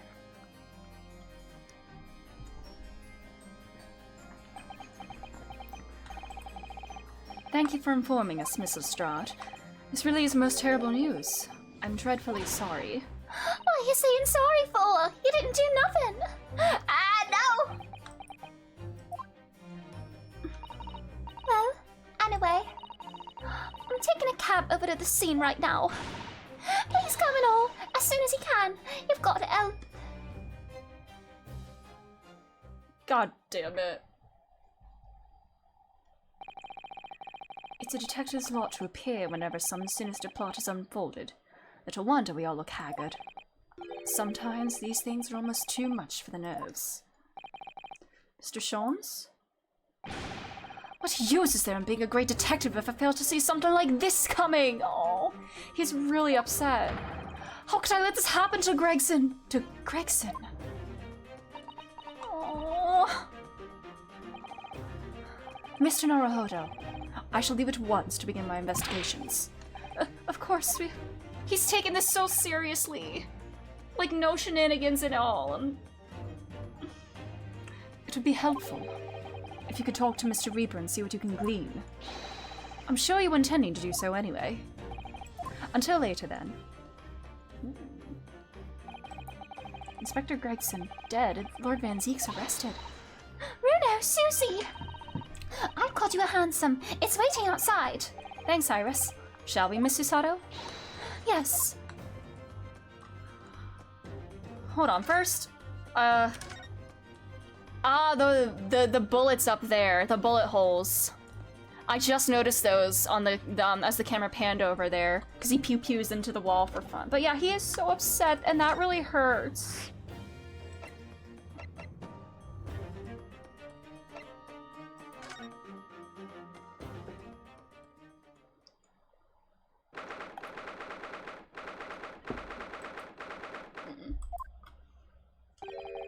There he is. Lord Van Zeek's behind bars. Reading an email. He's just like, just sitting there like that. So it's true. He really was arrested. He's sitting with his back to the wall, reading something.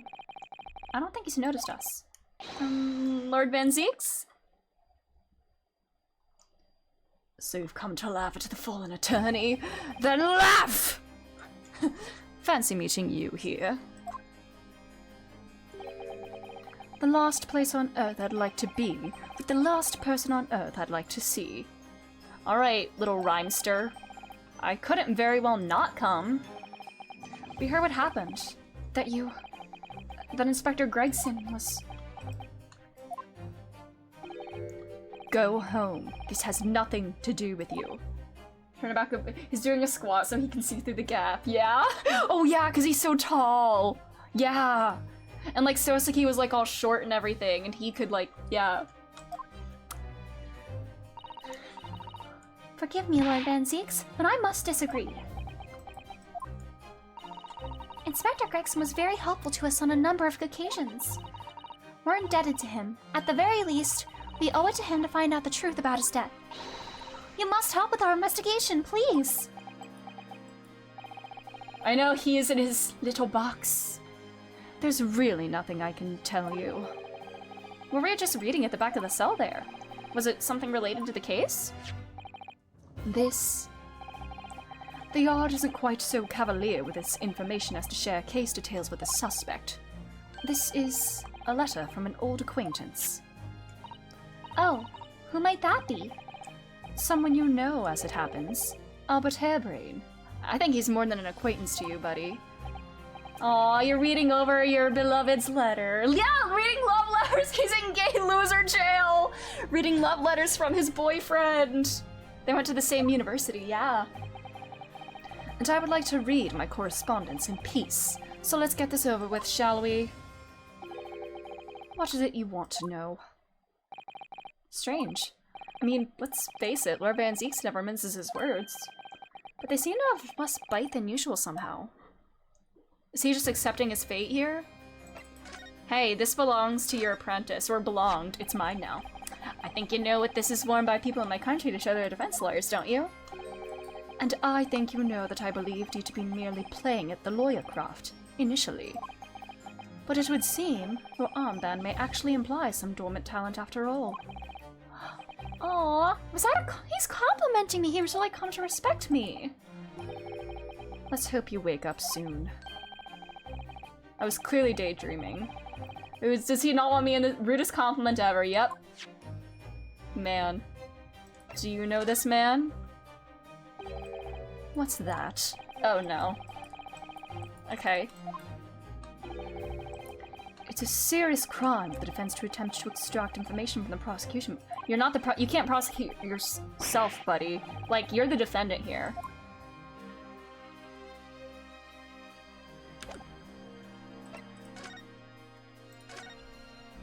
Oh my god, we're gonna ask him about his boyfriend's letter? Can you at least tell us your side of the story, Lord Van Zeeks? What happened? How much do you already know? We know that the inspector was shot dead in a small rented room on Fresno Street. And you were found there by the police when they arrived on the scene and immediately arrested. We were told that there was nobody else in the room and that some witnesses heard the gunshot. Then you're well informed. And there's really nothing I can add. The truth is, I don't know what happened myself. But the gunshot! Obviously you didn't fire the gun, did you? I'm not in the habit of shooting the people I work alongside. I also heard the noise, however. Before I had a chance to investigate, I was apprehended by the arriving officers. So he doesn't actually know what happened. Good answer! If I might ask, what were you doing in that place to begin with? I don't need to answer that. Oh. After all, you're not representing me. Or, bitch. He is going to need a lawyer. What about Kazuma? Do I get to play as Kazuma? But Kazuma's training to be a prosecutor at this point, rather than a defense attorney. Who's going to be representing you in court, Lord Van Zeeks? Anyone other than you, I should imagine. Huh. Would I be right in assuming that you have no representation as yet? Defense lawyers shy away from any trial involving the Reaper, as I'm sure you know. But this is different. In my career, of all the defendants I've prosecuted, only 19 have ever been acquitted.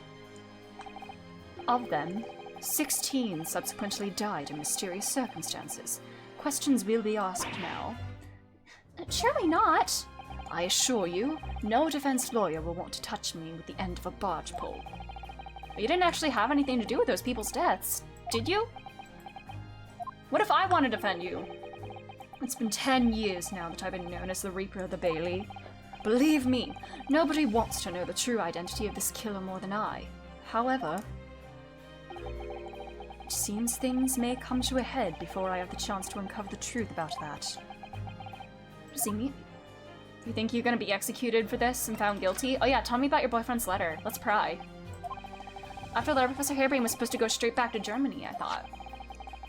It's a letter to inform me of his safe arrival at home. I arranged his passage by sea and rail. It's a relief, I must say. He should now be beyond the reaches of the Reaper. Because the Reaper doesn't follow people abroad, you mean?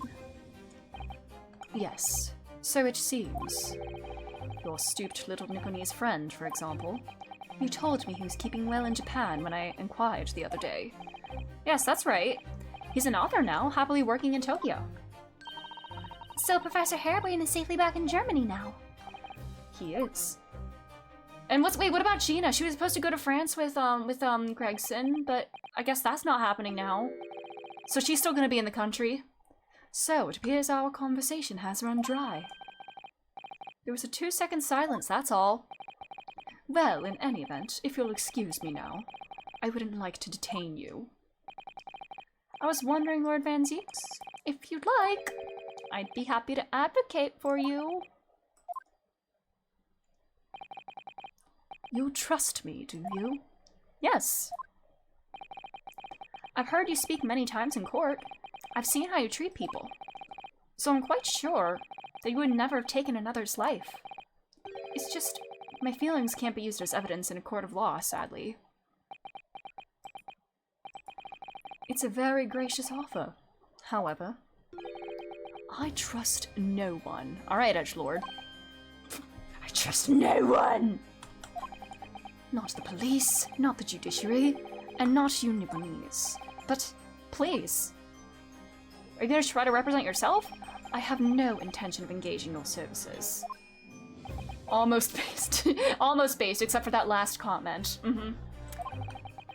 The chasm between us is just too wide and too deep, it seems. Can Kazuma vouch for me, please? I'd appreciate it if you don't visit again. Then neither of us will waste any more time.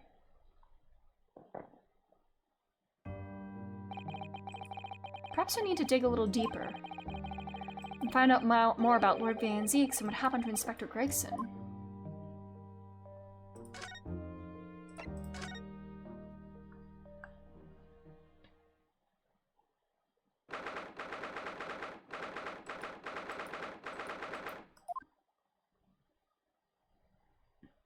Where's the chip cup isn't lying around here? Aww. This really is an out-of-the-way part of London. I doubt many people find their way down this back street. What was he doing in here, even? So this dust-ridden rented old room is where it happened, then. So this is where poor Inspector Gregson lost his life. Yes, and the police are already hard at work investigating, it seems. Wig!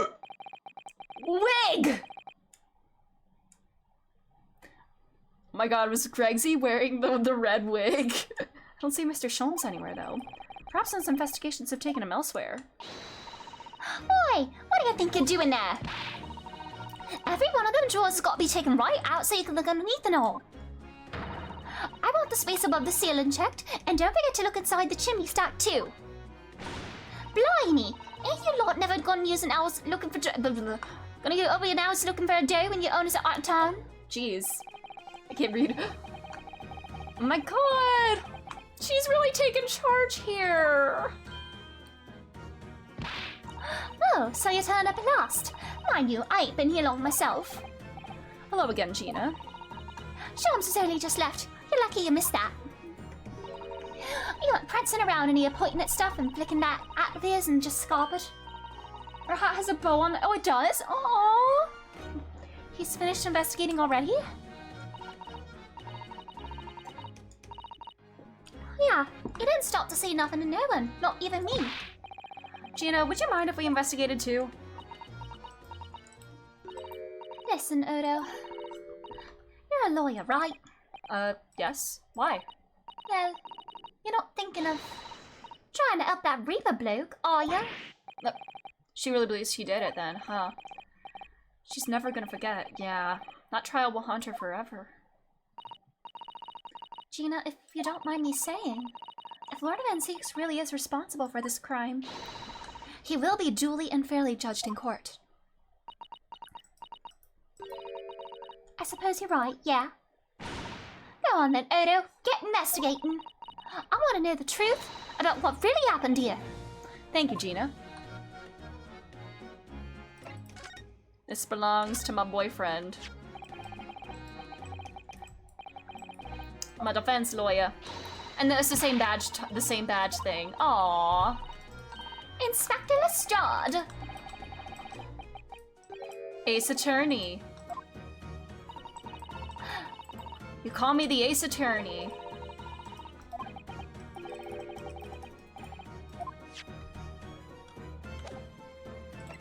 Oops. No, I want to talk. Gina, what was Inspector Gregson doing here in the first place? That's what I want to know. It's what?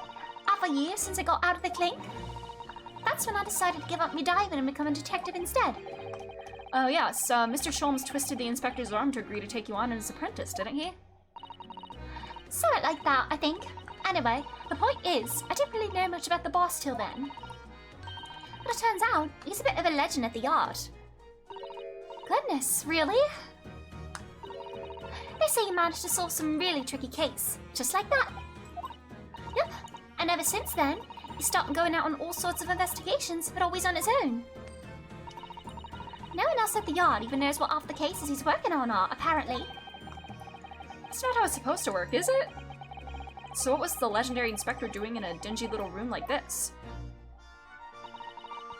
I know he had a lot of respect for the Reaper and all. And look where he landed him. In what way? I heard him say as much. take my hat off to that fella, were his words. Not how the general public feels, is it? Most people are terrified of the Reaper. Yeah, the boss said that's exactly why he respected the bloke. I didn't realize Gregson held the Reaper in quite such high regard. He said something else to me and all, that I didn't need to worry about the Reaper, because he only goes after people what are bad. It did kind of set my mind at ease when he said that. Right.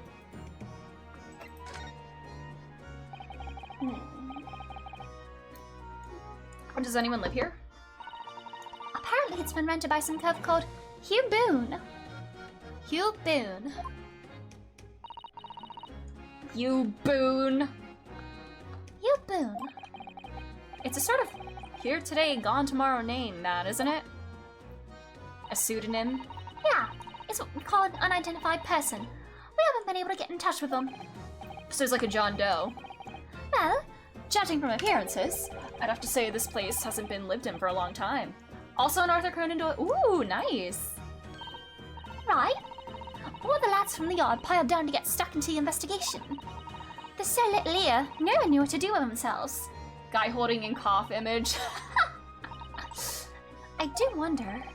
Yes, Mr. Sato? Well, could it be that this Hugh Boone is in fact Inspector Gregson himself? Is he doing some sort of secret investigation here? Well, if he was investigating on his own, it's quite possible that this was in fact some kind of secret office of his. I never even considered that. Nice work, Suze. We're actually following a line of inquiry like that ourselves. You are? If you look around the room, you'll see there's a few things that hint at it. Alright.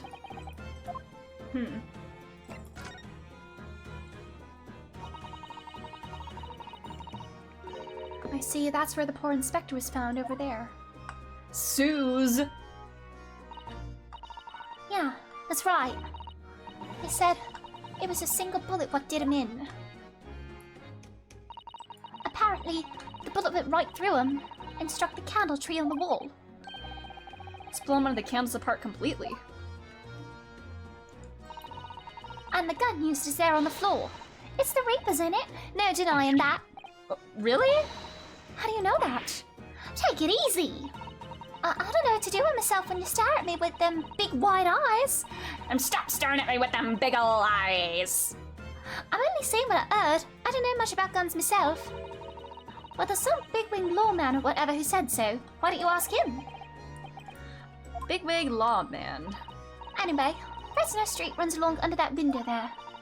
There are some street sellers just outside of where the gun shot. Oh, but I don't recall seeing anybody outside. Yeah, they've all been taken down to the yard for questioning, that's why. We're talking about the yard's legendary inspector here, after all. They'll be getting a grilling. You think we might be able to speak with them ourselves? I doubt it.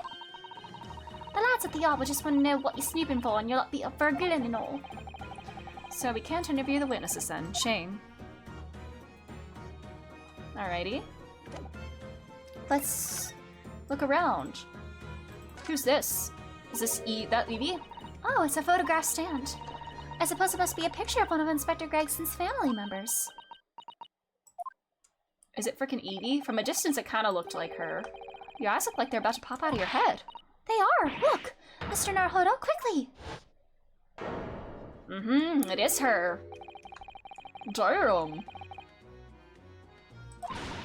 Of course she's familiar! We met her only this morning! So if Gregson was... That's suspicious. That's weird. Unless this is where, Mr. Daily Vigil was hiding out. This makes no sense. Why would there be a picture of Mrs. Vigil in here? Unless she is the true culprit. To be frank, I don't think I've ever been more stumped. I'm sorry to say, I have no idea either. Huh.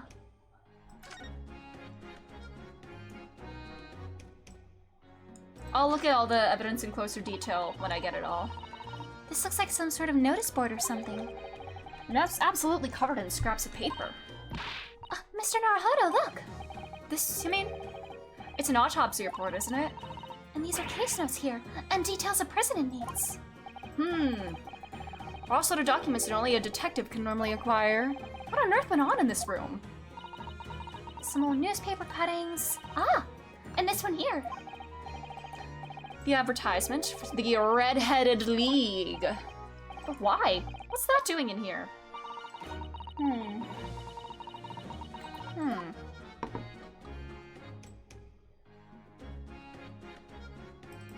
The fireplace.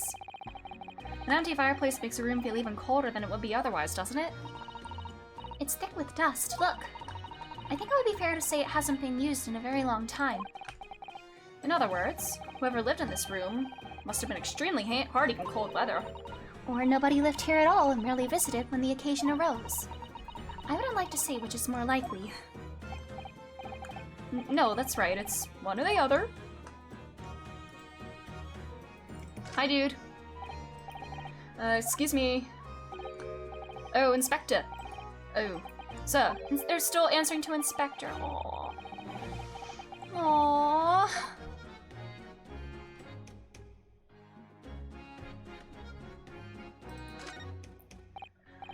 Are they all gonna be like us? I'm sorry, sir. Can't see a thing, sir. Aww. Aww. This is really sad.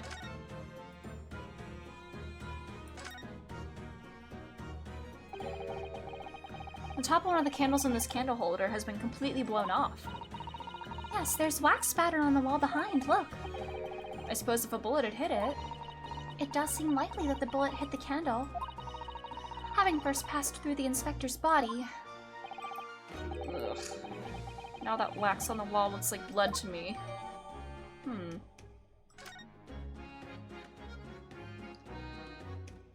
Why is this one, like, taller, though? Why are the other ones burned, and then this one not burned as much?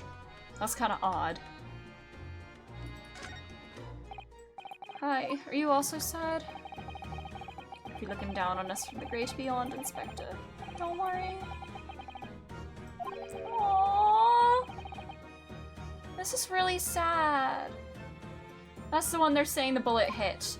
I see. I'm just thinking because, this one clearly hasn't, like, been lit as much, I guess? Or it seems taller, even, from, if the bullet hit it, it still looks like it was taller than these two. Unless these two were still unless it was burning at the time and these two were still burning whenever they found him and then they put him out whenever they found him there, I guess. I don't know. I do not know. That's it? Okay. There's some black marks here, look. Yes, they look like some sort of scorch marks. So perhaps the bullet struck the candle here, do you think? It's only this one candle that's been cracked in half, seems. Yes, I think you might be right. Firearms are rarely used by criminals in Japan, so I'm afraid I'm not particularly knowledgeable about them.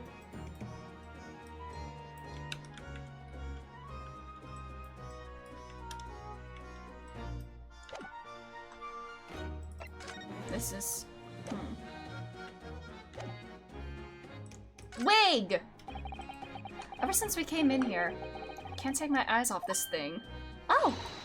Funnily enough, neither can I. It's a hairpiece, isn't it? It is! It is! A bright red hairpiece! And I suppose the fact that it's right there next to where the body was found means we have to accept that Inspector Gregson wore wigs, does it? Do you wear wigs? Have you worn wigs? Where's the Inspector Gregson wigs interview? Is that around here somewhere? Will you wear wigs? When will you wear wigs? I hope he's wearing wigs in the afterlife. That's a color we've come across very recently elsewhere. When will you wear wigs? Exactly! This is a vital clue, I'm sure of it. Presumably it belonged to Gregson. Was he gonna try to infiltrate the Redhead League? A body. I hope they bury him with his chips, or with his chip holder. So I suppose this is where the victim... That's right. The rope is laid around the body to show exactly how it was found.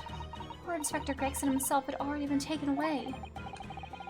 He'll probably be under Dr. Scythe's scalpel by now, if not for what happened last week. From the shape of the rope, it would appear that the inspector was curled up in a ball. Like he was shot in the gut or something and, like, keeled over. Are you feeling alright, Mr. Naruhodo? You look like you've just seen a ghost. I mean, we are dealing with a dead body.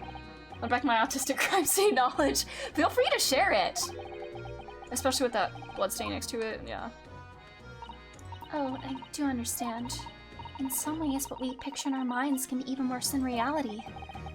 Susato-san is so strong, though. She's taking this far better than I am. A toy! What's this? It would appear to be a little model policeman. It's rather charming, isn't it? In a way. I swear to God, if this is something Gina made for him and he was holding it at the time of his death. They don't draw chakra on a body unless you're still alive? Ooh, interesting. That's interesting, huh? Do you think it belonged to Inspector Gregson? Because chalk is supposed to only mark where the body is so they can move you to the hospital. Interesting. Huh. It's a little hard to imagine Lord Van Zeek's playing with something like this. It's only about 8 centimeters tall. It could have fallen out of someone's pocket, I suppose. I think we should record it as evidence, just in case. Yes, I agree. It is rather delightful, after all, in a way. Does that apply to video? Yeah, we defy all logic and rules and everything. Yep. The gun. This is presumably the murder weapon, then. Oh my. Is it real, I suppose? I think so. Guns are so rare in Japan, I really know very little about them. There's one way to know for sure, Miss. No, don't! I'm normal now. If I did that, I'd be looking for a skilled lawyer to represent me in court. Slightly safer to just ask someone who might know.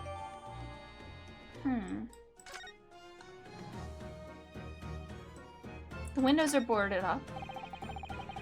Somebody's very haphazardly nailed those boards over the broken glass, haven't they? You couldn't even really call it a window anymore. Well, if you remember the window in Mr. Natsume's room that was totally blocked up with bricks, this one does at least still let some light in. Oh. You could say nothing more about it? So you could... I'm starting to feel even more sorry for Mr. Natsume now. Is that everything?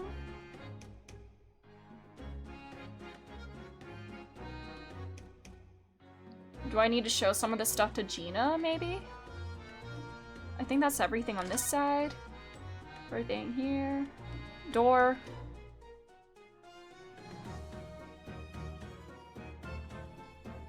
Okay. Let's inspect.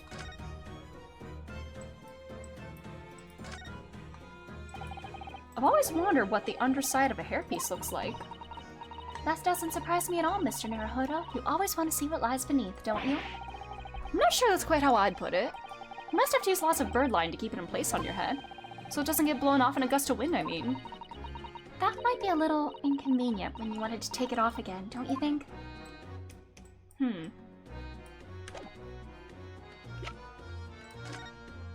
Aww. This is so cute.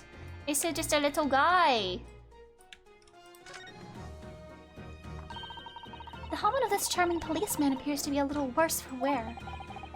I'm not convinced about the charming part, but yes, you're right. The head part looks like it's been fairly heavily manhandled. Almost as if somebody has enjoyed twisting it around and around for fun. Oh, maybe what is this? Jeez. Shall we try twisting it around and around too, for fun? Oh. Stim toy, yup. A key. It couldn't be a key for a door, not that size. Interesting. Huh, interesting. It looks like, or like even a screwdriver. No. Could be some sort of key. Yes, it does. A very tiny and simple key. Very secret. Alrighty. I suppose this must have been the murder weapon. Oh my. Is it real, I suppose? I think so. Crowns are so rare in Japan, I really know very little about them. Perhaps some more familiar? I mean, Gina said she doesn't know much, but like, maybe she's... Or even Barak. Alright. Is this where are we gonna learn about ballistic markings here? Do you know anything about this? No. What is that? Evidence? Looks something out about what happened. Maybe Sholmes would know. I've been long enough in the job to get all this deducting business yet, but I swear I'm gonna get the person who did this to the boss. Is there anything else I need to do here?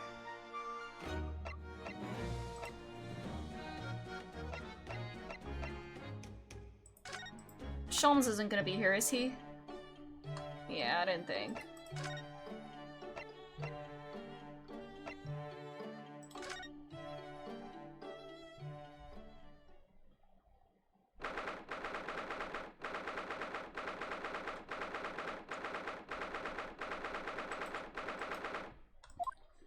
Do you have words?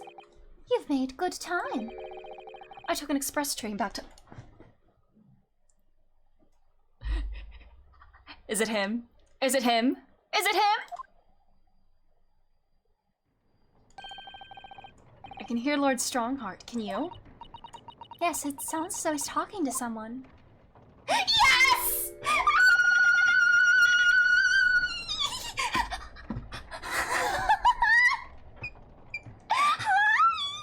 Hi. Hello. He's got another sword. Hi. Hello. I'm so normal about him. I really am. He's not wearing the headband anymore. Wait. How will I know he's alive if I don't see the headband flowing? Is everything in place? I had a private compartment on the train so I could check all the paperwork. It's... Kazuma-sama! Get away! I want to kiss my boyfriend! Oh, your timing is impeccable. It is? No doubt you have heard the sickening news. About the rapist's latest devilry. The headband is on the sword. Is he keeping it there because Ryunosuke put it there? Or does it not fit his new aesthetic to wear it? But either way, I'm choosing to believe the former because... I'm sure you don't believe it, of course, though, Lord Strongheart. That Lord Van Zeeks could have done such a thing to Inspector Gregson. I believe only in the facts, and the facts in this case point to one thing. The unavoidable accusal of Lord Van Zeeks for this crime. We must bring charges against the Reaper for taking the life of our legendary detective. Oh no, surely not. It's a truly regrettable situation. Tomorrow the Forensic Science Symposium finally begins. At the very least, though, we can show the world our justice system's swift and equitable processes. So does that mean the trial's tomorrow? Precisely. Is Kazuma gonna be fucking prosecuting?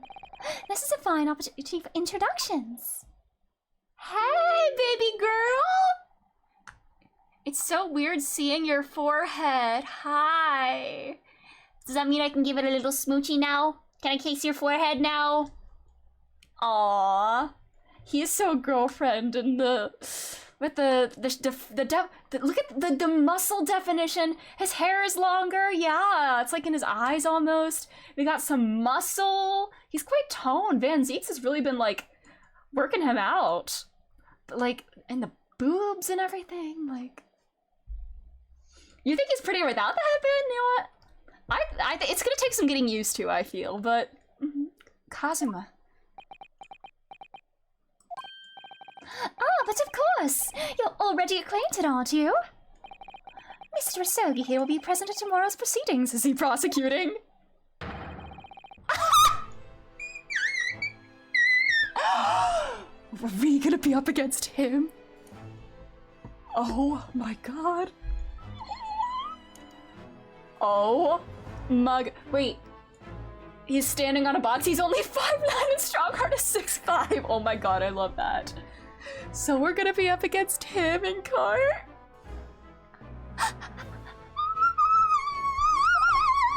Wait, what? Kazuma prosecuting his mentor? As I'm sure you're aware, he's a very capable practitioner of law. Kazuma-sama? A prosecutor? What made him change his mind, or was this the only way he could do the law? Hey, look at this! Oh, is this the same thing? Yeah. Hi! Hi! Hi, baby girl! I'm sorry for all the worry I've caused you, but it'll be alright now. Has your memory completely returned? Yes, completely.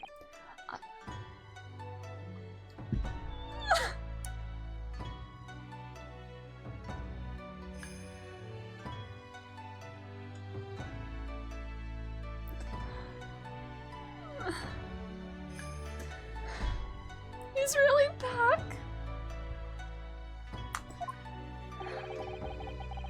Including what I was coming here to do. Yeah, his secret mission.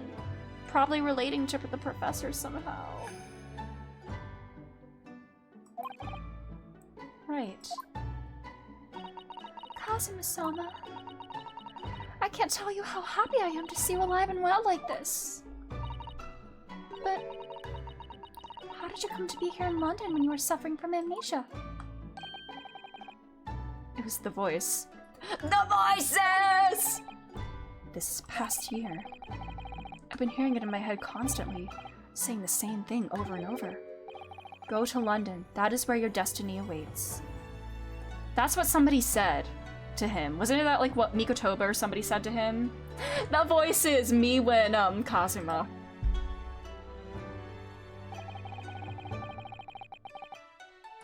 It was that voice that guided me here to London. So sorry for what's happened.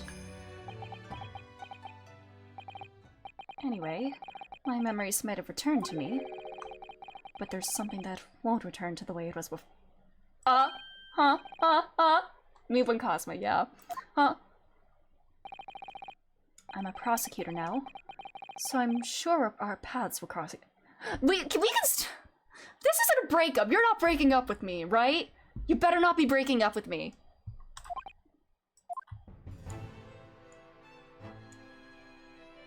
Don't you dare break up with me.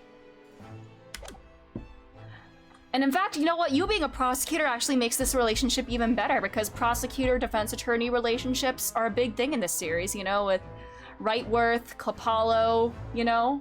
Divorce arc? No! No divorce arc! No! I didn't want to be right about that! I need to stop making predictions, even as a joke. But anyways, yeah. Prosecutor Usagi. Well, why is he like this now? Why is he doing being a prosecutor instead? I'm sure that you can imagine that tomorrow's trial will be closely followed all over London. In fact, no. People all over the Empire will be watching closely to see how it unfolds. It's not a divorce arc, it's a... There's no salvation for anyone in a trial prosecuted by the Reaper the Bailey, and now the Reaper himself must stand in the dock. Quite so. The public wants answers about the Reaper. Answers about how and why those who's escaped conviction subsequently died in mysterious deaths. But Lord Van Zieks...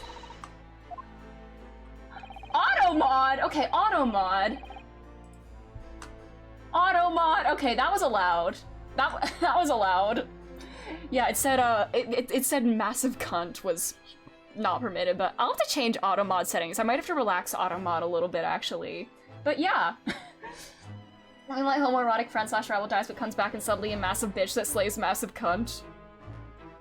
Yep.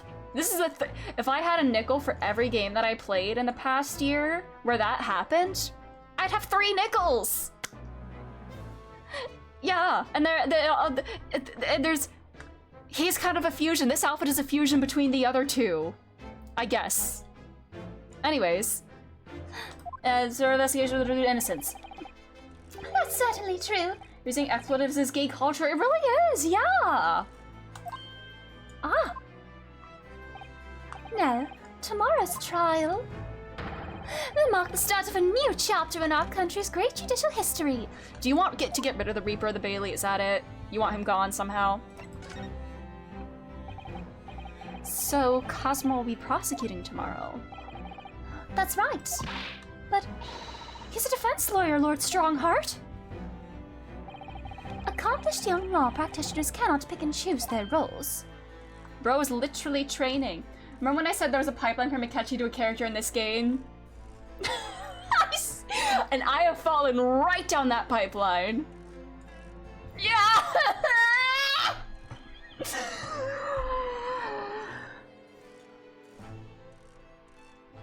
I'm grabbing him and shaking him! And imagine what it would mean for the prosecution to know the strategies commonly employed by the defense. And I feel like once I learn more about his family history and his raison d'etre and everything, I will get even more emotional. Akechi to Edward the Cosmo. Yep, exactly. Yep, it literally went like that. Yeah. Why is he standing like that for other men? Yeah. Why is he standing like so like? Why are you standing like that and staring at me? A devastating combination, wouldn't you agree? Absolutely. No doubt at all that Cosmo will be razor sharp as a prosecutor. But why is he becoming it? He's pushing up his boobs, yeah! They're so heavy, he needs to hold them up like that. But why Kazuma-sama? There are surely many other highly skilled prosecutors in Great Britain. It was a personal request. I asked to be assigned to the trial. Really? You asked for this? But why? It'll all become clear tomorrow. Okay, can you tell me things now? I'm guessing you intend to stand for the defense, don't you? He made me clean the bathroom too many times. I made it a catchy Cosmo Venn diagram, but I can't show it to you. Okay, I will finish it. Is having shitty dads part of that Venn diagram now? Because, yeah. Although the Reaper appears to be turning down all offers of representation. I'm surprised such a personal request would have been upheld. It seems unprecedented. Quite exceptional, in fact. I'll have to wait. Okay. Okay! You are quite right, Miss Mikotoba. Tomorrow's trial will be unprecedented and exceptional in every way. He hit me in the face with the wine chalice. I'm sending him to death row. Yeah. I'm an entire paragraph by comparing Akechi and Kazuma's outfits, but that's for post-game. Okay, Faye. How are you? I'm going insane. After all, the accused is one of Britain's greatest prosecutors, the pride of the empire. It would be unwise to give the public a reason to perceive it as the judiciary closing ranks. So that's why you're happy to let a foreigner handle the prosecution? Ryunosuke, let's see how your skills have been honed after practicing law in this land for so many months. New form of flirting unlocked. Going up against each other in court. Kazuma, I don't understand why you're being so hostile to me now. This is going to end well, my friend. I feel sick.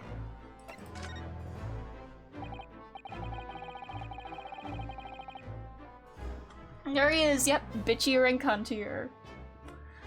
You notice there was a gun at the scene of Inspector Gregson's death. Do you know if it belongs to Lord Van Zeeks? That would be a question for the lead detective investigating the scene. Well, the thing is, she wasn't sure, so she told me I should ask somebody higher up who might know. That's right. That's a really great way of doing a smiley in a twitch. That's right, Mr. Naruhodo, be direct. It's certainly a model that's issued to all personnel involved in law enforcement, yes. Which includes prosecutors, as I'm sure you can imagine. In that case, it could actually belong to the victim. Really intense smirk. No, Gregson had his gun on his person. What about Lord Van Zeeks? He claims it's currently not in his possession. according to his story, he lost it. In short, it's more than a little sus. But just because the gun in question is the same type as the defendant's is no proof it's actually his. Ballistic markings! No, of course not. Is this some new forensic science? Ballistic markings? Nevertheless, the situation is grave for Lord Van Zeeks.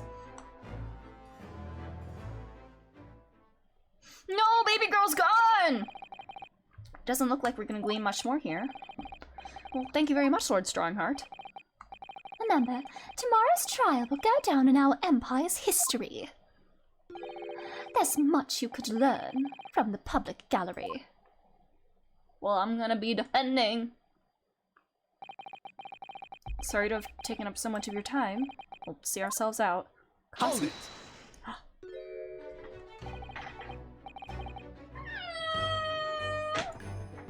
The song, too! Before you go, Ryunosuke.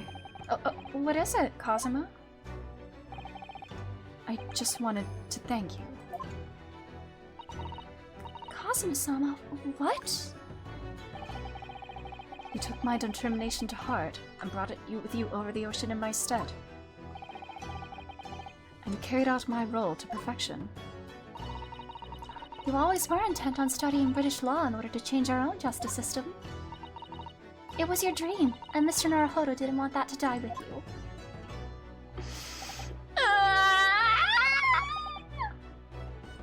Aww. Yes, New hold it and his old theme. I had another purpose for coming here. The secret mission, yeah. Oh. Are we gonna learn it now? Or later? I actually... Oh my god! Dragon Rose! Thank you so much for the raid! Welcome! Welcome! Hi, I'm Angie. I'm playing the Great Ace Attorney right now. We're pretty far into the game. But welcome! How was your stream? Thank you so much for the raid. How did it go? Hold on, let me get a shout out here. Well, thank you so much. Hopefully that works. Did that not work? There we go. Did that not work? Dragon Rose. Did that not work? Why did that not work? But anyways, how was your stream? How did it go? But I don't know if I mistyped that or something, but thank you. Oh, I think I did the wrong underscore. Or it's 2 underscores, right? Well, check out Dragon Rose. How was your stream? How did it go? How did everything go? Yeah. How did it go? But yeah, I'm Angie. I play lots of RPGs and visual novels. I love the Ace Attorney series, and we are playing the Great Ace Attorney right now. And yes, that is what we are playing. And like I said, we are quite far into the game, so it's my first time raiding. I'm glad it worked. Nice, that's great. Yeah. But I'm glad. How was your what did you play? What were you streaming?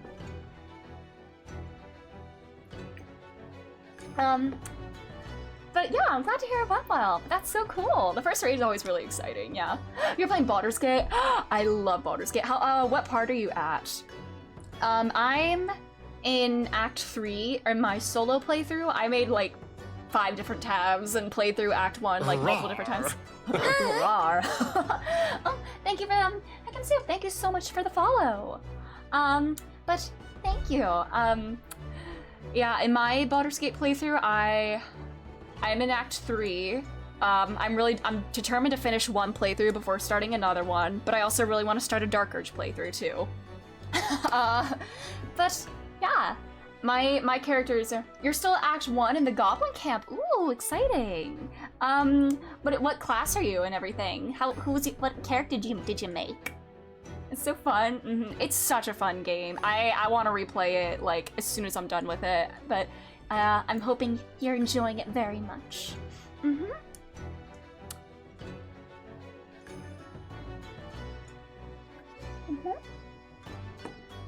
But yeah, I'm a halfling bard named Gregor. He's a great little guy. Oh my god, that sounds amazing.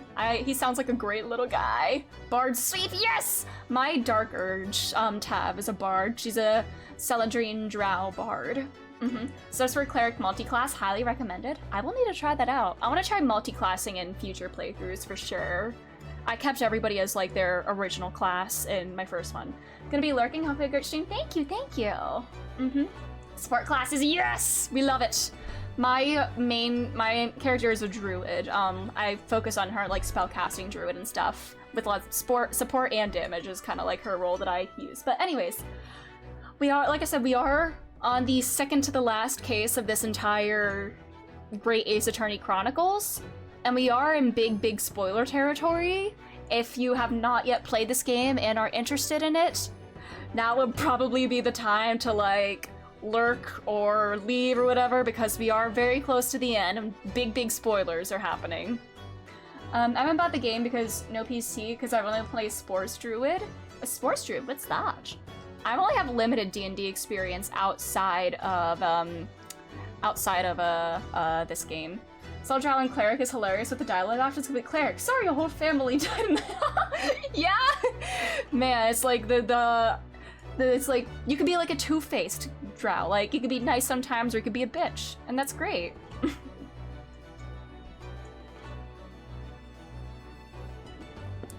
Alrighty. Well, I guess I'll get back to the game. And yes, big spoilers. So I will switch back in just a second. So if you don't want spoilers from the Great Ace Attorney Chronicles, now is the time to head out. I am so sorry, but I will go back in 3, 2, 1. Alright, we're back.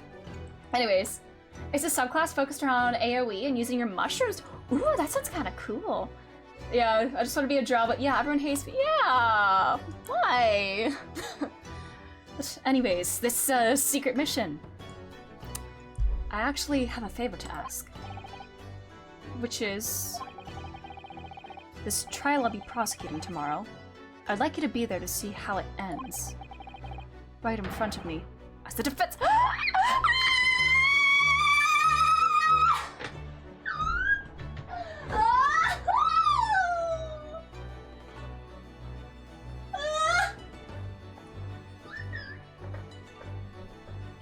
I'm so normal! I'm so normal! I swear I'm so normal! I'm so normal! He wants me to go. God, my hair is a mess. I need to look pretty for him. What way do my bangs even go? I can't even see which way my bangs are going. They're a fucking mess. Anyways. Yeah, buy me a drink first. Yeah, like, what base is this? With being against each other in court, what base is this? Well, is it gay to want your best friend to be on opposing defense counsel to see the end of your mission? Yeah, I think so. Like it'll be in...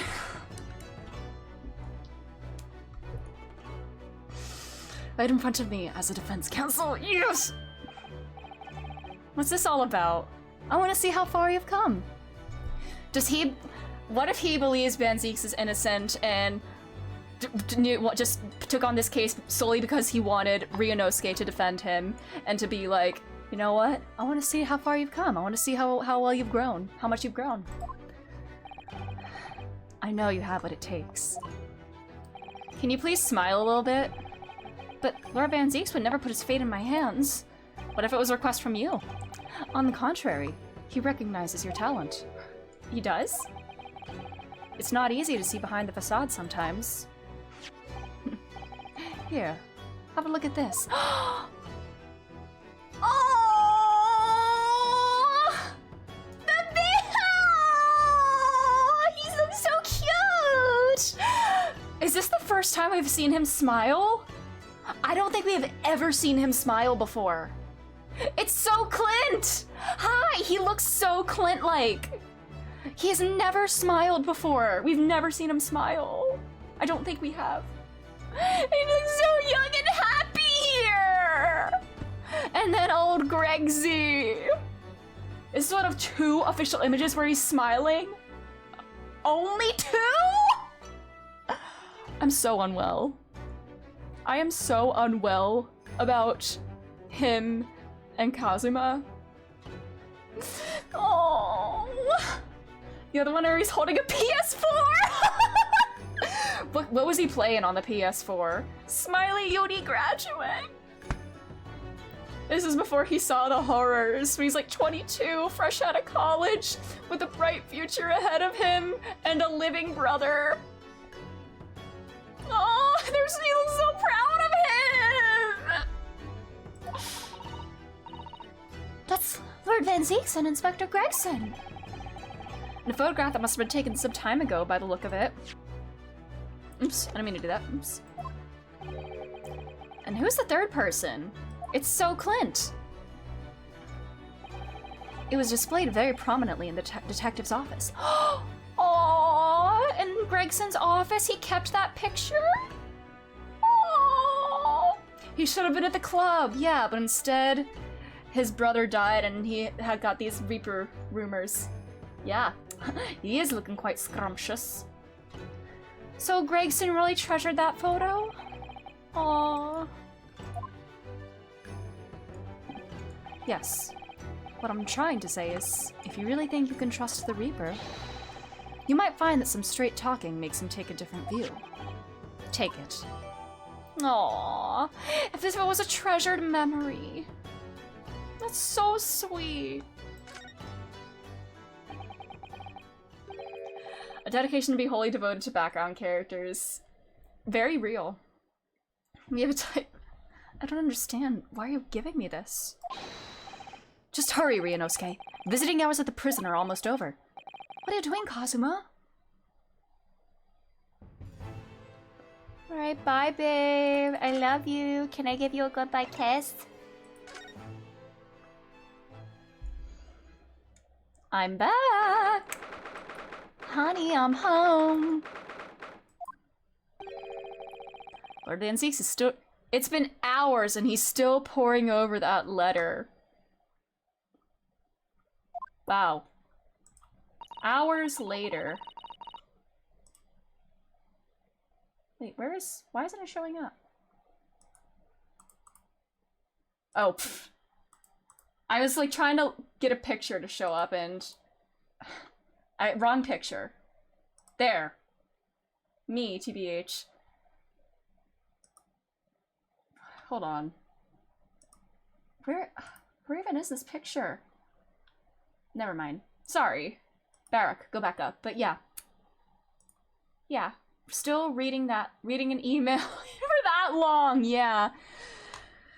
Reading over his beloved's letter for that long. Wow. Yeah. You've been gone quite some time, though. Either he's an incredibly slow reader, or it's an incredibly long letter, or the secret third option where it's incredibly important to him.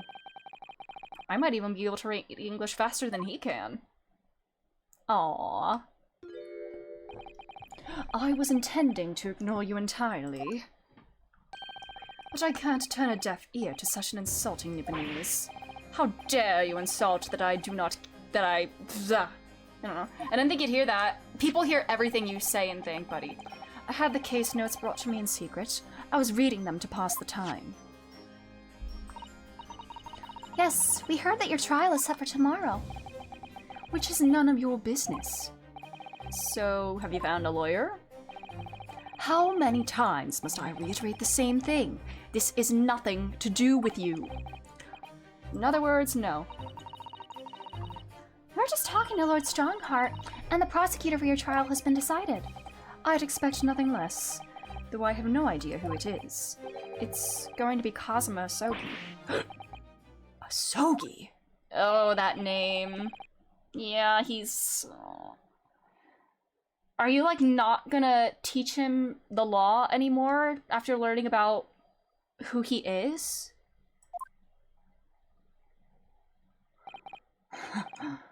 Well then.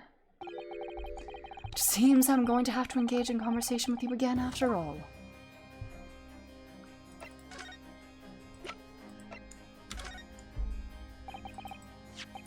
Lord Van Zeeks, we came by with this old photograph. Where did you get that? Oh my god, showing him a picture. I mean, this is a little bit better than showing Edgeworth a picture of his dad literally at the scene of his death. because Clint is clearly alive in this picture, but yeah. Barrick, you literally watched him call that wax figure father. Yeah, why are you surprised? Yeah. Oh, he didn't know his last name, I guess. Jeez, yeah, bruh. I think he was just too startled by all the homoerotic tension in the air. Like, he was just too much, he was too busy reacting. Too busy.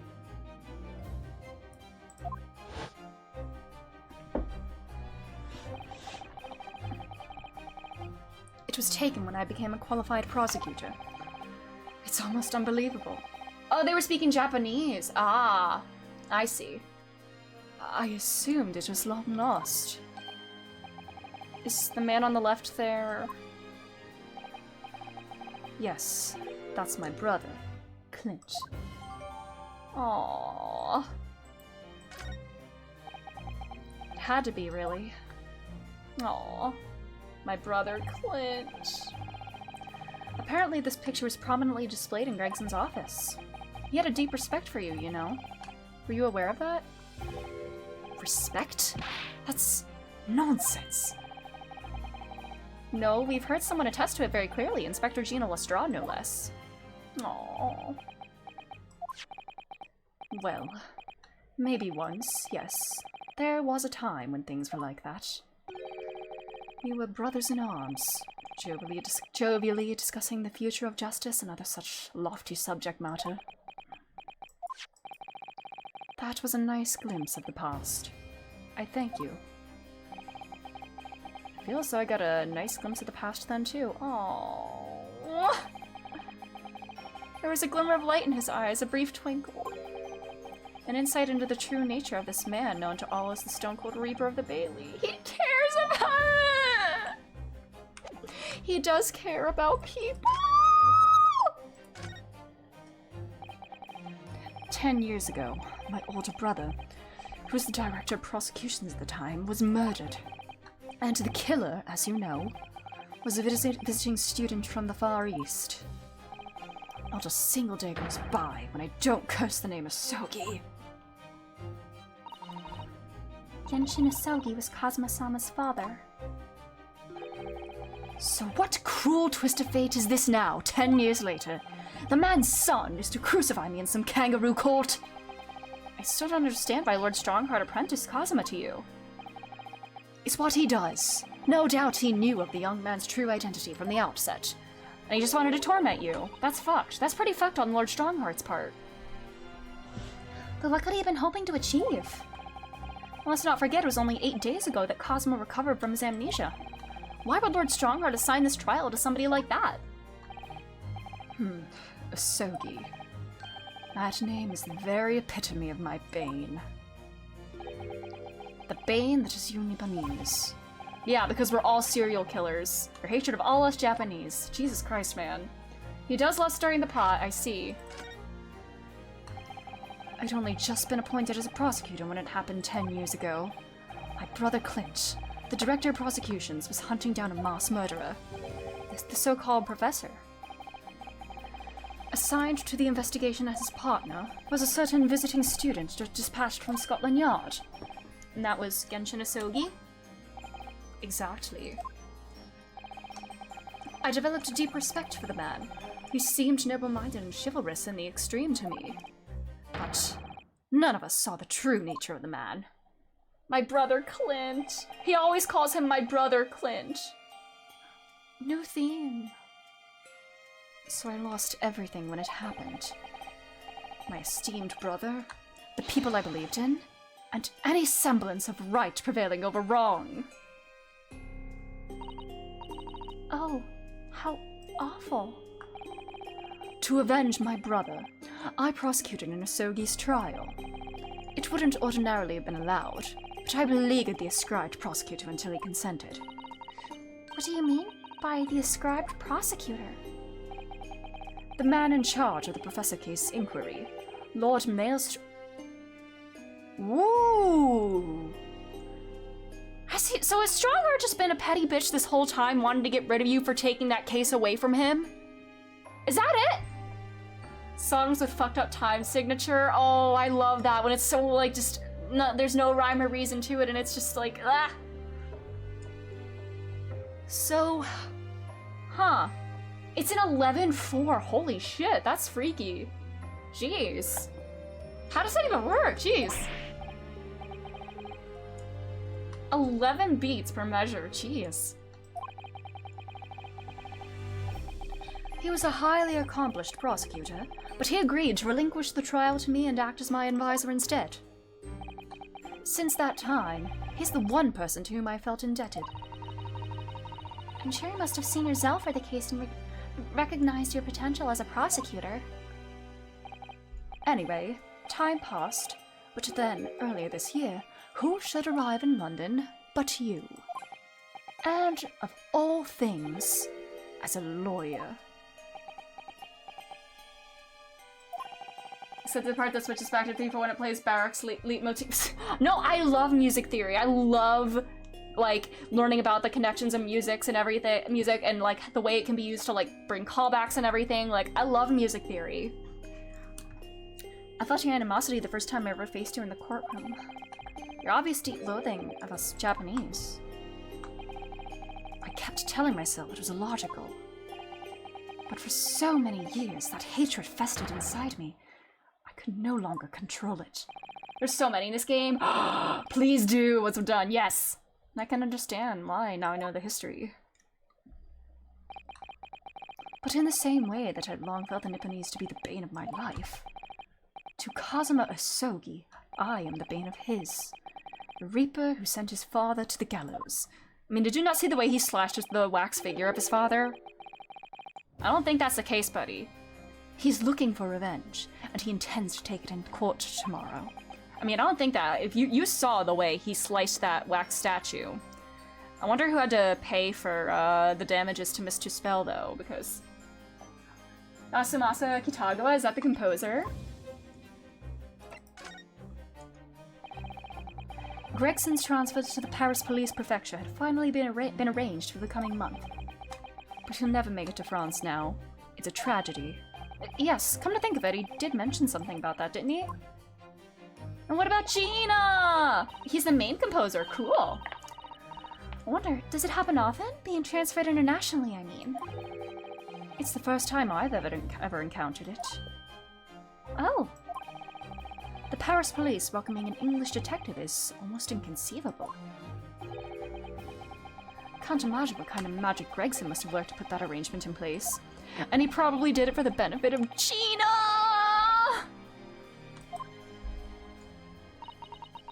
I'm afraid to say that we were very ignorant about Inspector Gregson's standing. We hear that he was considered something of a legend at Scotland Yard. His theme! It feels so...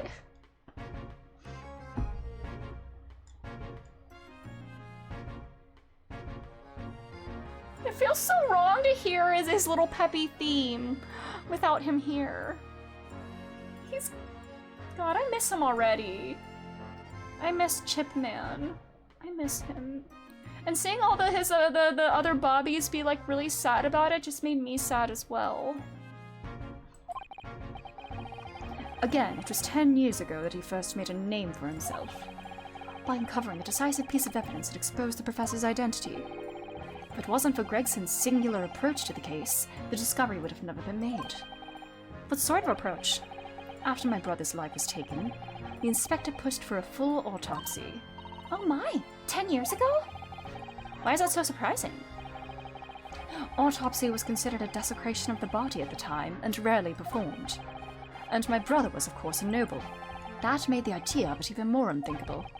But something Gregson had dug up in his investigations made him determined it was necessary. His powerful convictions somehow influenced the House of the Lords, and as a result, I could avenge my brother's death.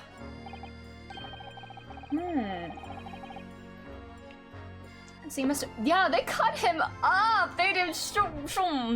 Was it Courtney that did the autopsy then, I assume? So you must have great confidence in the inspector's abilities then. And it's even more inconceivable that you would have taken his life. Inspector Gregson. Oops, the gun. About the gun used to shoot the inspector that was found at the scene. Ah, yes. that's not mine.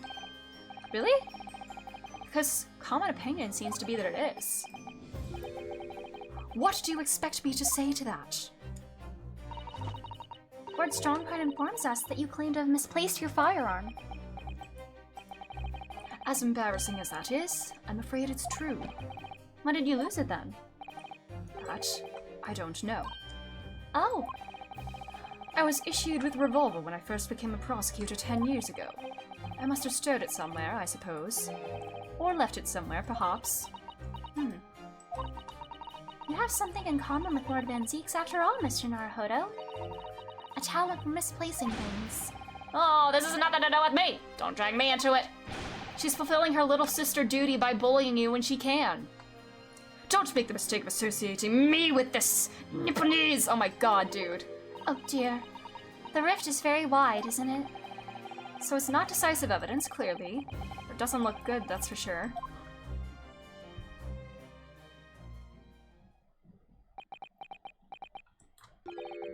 Mr. Naruhodo.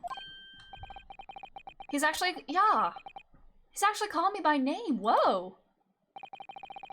I've lost all confidence in my country's justice system. I don't trust the police, the judiciary, or lawyers. But there's still one thing I'm willing to believe in. What's that? That which you see in the eyes of another across the courtroom. A simple determination to know the truth. Ooh!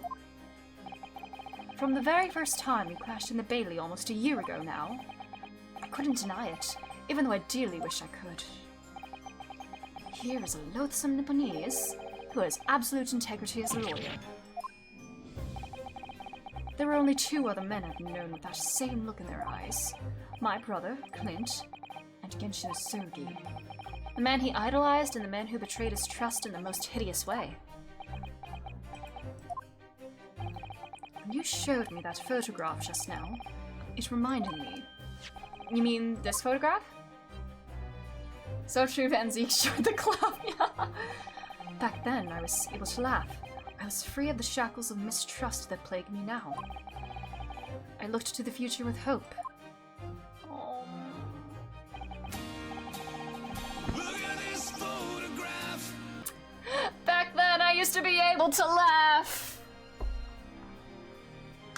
Since then, I've protected myself against betrayal by refusing to trust anyone.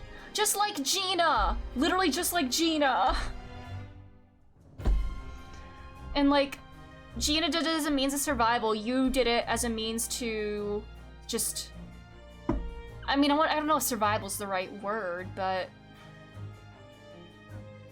to avoid being hurt again, I guess. Like...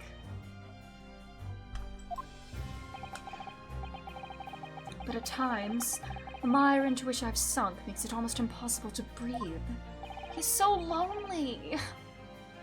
I'm so sorry. So, Mr. Naruhodo,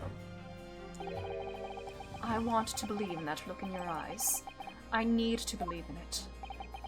In tomorrow's trial, will you advocate for me? Of course I will. It would be an honor. Alright, I'm not gonna bully him for like this anymore. I feel like I'm gonna take this with grace and everything. I'm not gonna bully him for conceding this and everything. I'm so pleased, Mr. Naruhodo. And my life is in your hands. Jeez, this feels like... I can feel like the weight of this responsibility, jeez. For Lord Van Zeeks, that must have been an incredibly hard thing to ask. Which is why I simply cannot let the man down.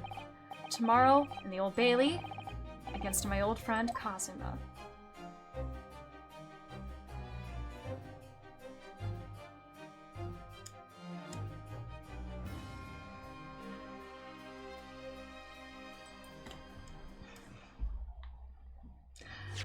I know this is a good stopping point, but I kind of want to play a little more, like, I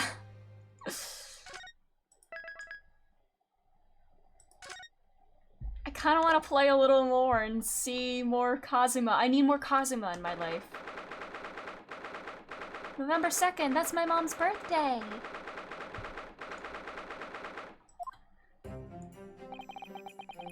There's that old familiar feeling again.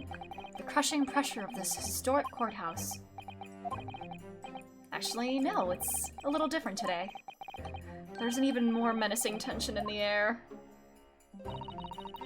There is a menacing tension in the air today, isn't there? I suppose... Yes, I think so. It can only be the result of the menacing appearance of the defendant. A little more courtesy, if you please. Oh my, I do apologize. However, you're certainly not mistaken that this trial is far from ordinary. What do you mean? I'm not privy to the details, however, I understand that no... Huh? Is this like a private ruling as well? A trial without a jury? Well, that's just like the trial of the professor 10 years ago. A closed court. Good morning, my dear fellows! Your hair is back to normal! Aww. Happy manner to my hair, Mr. Naruhodo. An outright victory for science, you must agree.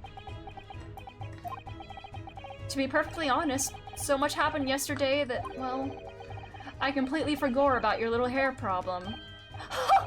Back to being blonde.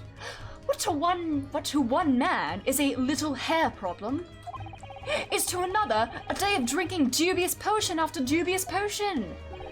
You have no idea how my stomach ails me this morning. What a silly man. Oh dear, how awful for you. Try hair dye next time. I'm afraid you only have yourself to blame, Mr. Sholmes. Can you bicker a bit? And good morning to you, Mr. Reaper. I'm delighted to see you looking so full of vim. And are you? I see London's celebrated great detective is as active as ever. Oh, you exaggerate, my dear fellow. Compared to my paltry engagements with a few trivial cases, the Reaper's overbearing presence is a far greater deterrent to the black roots of crime in our capital. And whilst I may not agree with your methods, there is at least one point on which I would readily commend you. Ah! Somebody just knocked on my door. What the fuck? That was so fucking rude.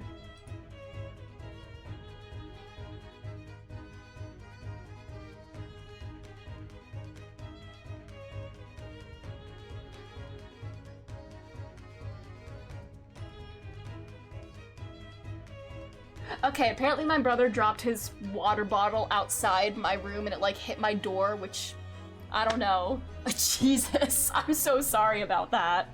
Jesus Christ. Anyway, someone should get Van Zeeks into a busy pub and make him buy pints for everyone. Absolutely, they should. They absolutely should, yeah. What an honor. And that would be... your eye for a good lawyer, sir. I mean, it did take some persuasion on my part, but...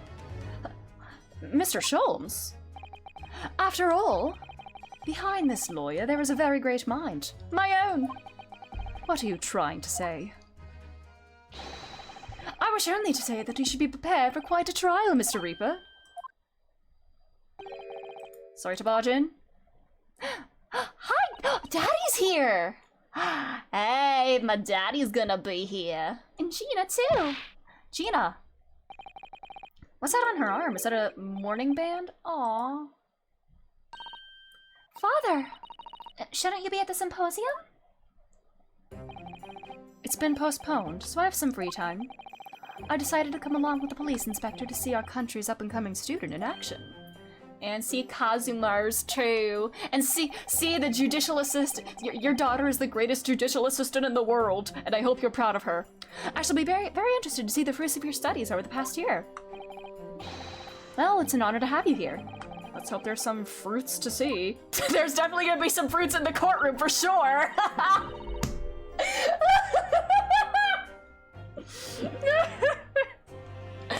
I'm sorry. Odo?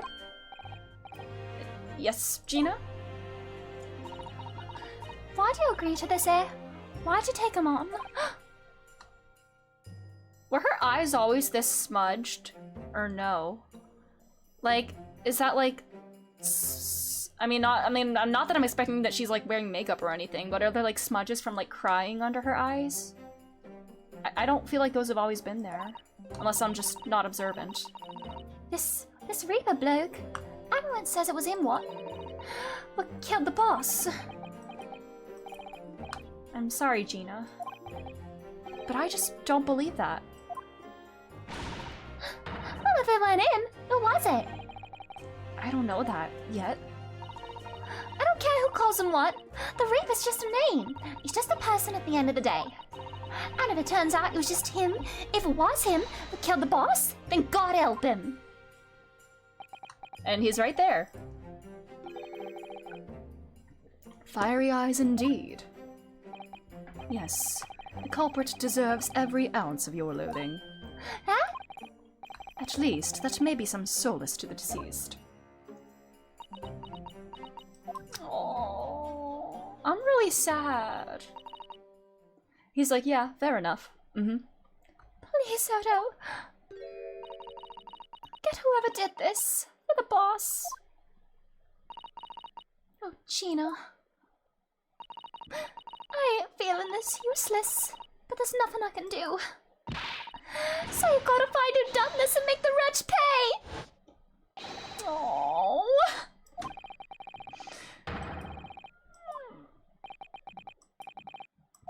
Alright, I gotta see my baby girl.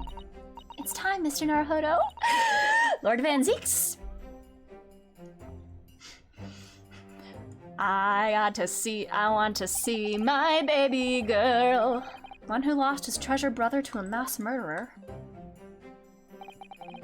One who lost his treasured father in a foreign court of law. And one who lost the man who helped her escape destitution. Gina! Sorry, I'm getting really emotional over Gina now. She was like a father, or he was like a father to her. Like, he was like the steady adult figure in her life that she never had, and she had it for a little bit, and now it's just gone. Sorry, I'm getting a little sad now. Man, I'm tearing up now, just thinking about that. Man. Is this lost? Stop. No, no. Man. All that misfortune, all this pain on course to collide headlong in this trial. It's time to shine a light on all these dark events. Hey, baby girl. Whatever truth is revealed, you're going to have to look it straight in the eye.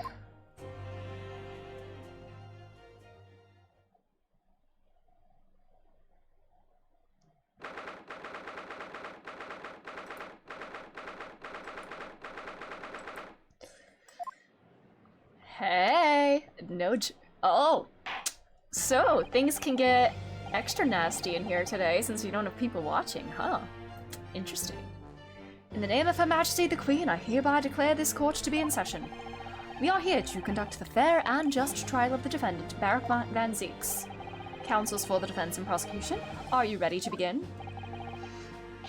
The defense is ready, my lord. The prosecution is more than ready. Look at you! I hope he pulls out a hallowed chalice or does a leg slam. Like, I need him to do something really cunty like that. Oh, Kazuma-sama. I've been wishing to see you in court again for so long. It feels... But I never pictured it happening like this. I never thought I'd be facing you behind the prosecution's bench. Look at him! Look at this definition and this shading. Look at that. Again, this is aesthetic appreciation. The so-called Reaper of the Bailey has been a scourge like no other, undermining Her Majesty's justice system. Today we must uncover the truth behind this scourge. In other words, this trial is going to be a lot more far-reaching than Inspector Gregson's murder. And how does the daily vigil come into play here? The truths revealed by these proceedings may have unpredictable repercussions throughout the judiciary. Accordingly, they are to be conducted as a closed trial with no members of the public present. By Her Majesty's direct orders. Jeez. So the Queen is aware of my existence. How will that work, my lord?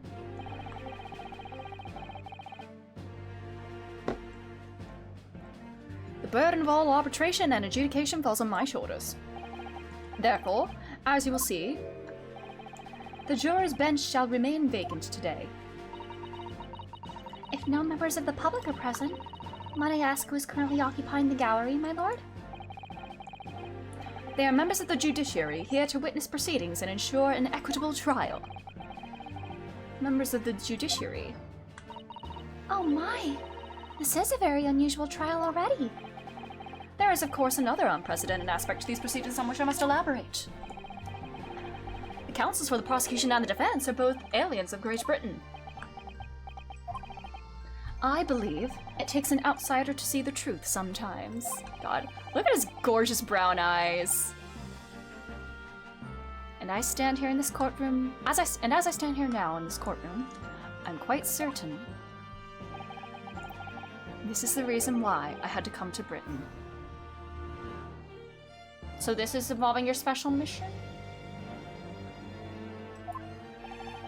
Kazuma? Did your mission involve becoming a prosecutor? For something? Something relating to the professor? Very well, let us commence proceedings. Prosecutor Isogi, your opening statement, if you please. Certainly, my lord. All right, take it away, beautiful. The incident took place on 1st November at just after 5 o'clock in the afternoon. The location was a building of flats on Fresno Street on the outskirts of the city. The victim's body was discovered there in an old single-room rental property. Yes, Inspector Tobias Gregson, a name known very well indeed to this court. Not least for his miraculous resolution of one of this country's grimmest cases 10 years ago. The professor case. How sure are you about the time of the incident? Several witnesses on the street outside heard the gunshot, and all reported... I don't know if I can be mean to him in the court. I know that's what I'm supposed to do, and he doesn't want me to... I know. Are we rivals now? Are we rivals now?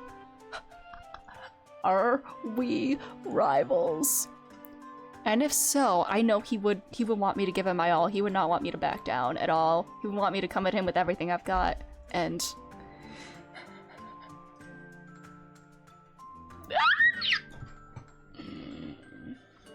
Several witnesses on the street outside heard the gunshot, and all have reported at the same time.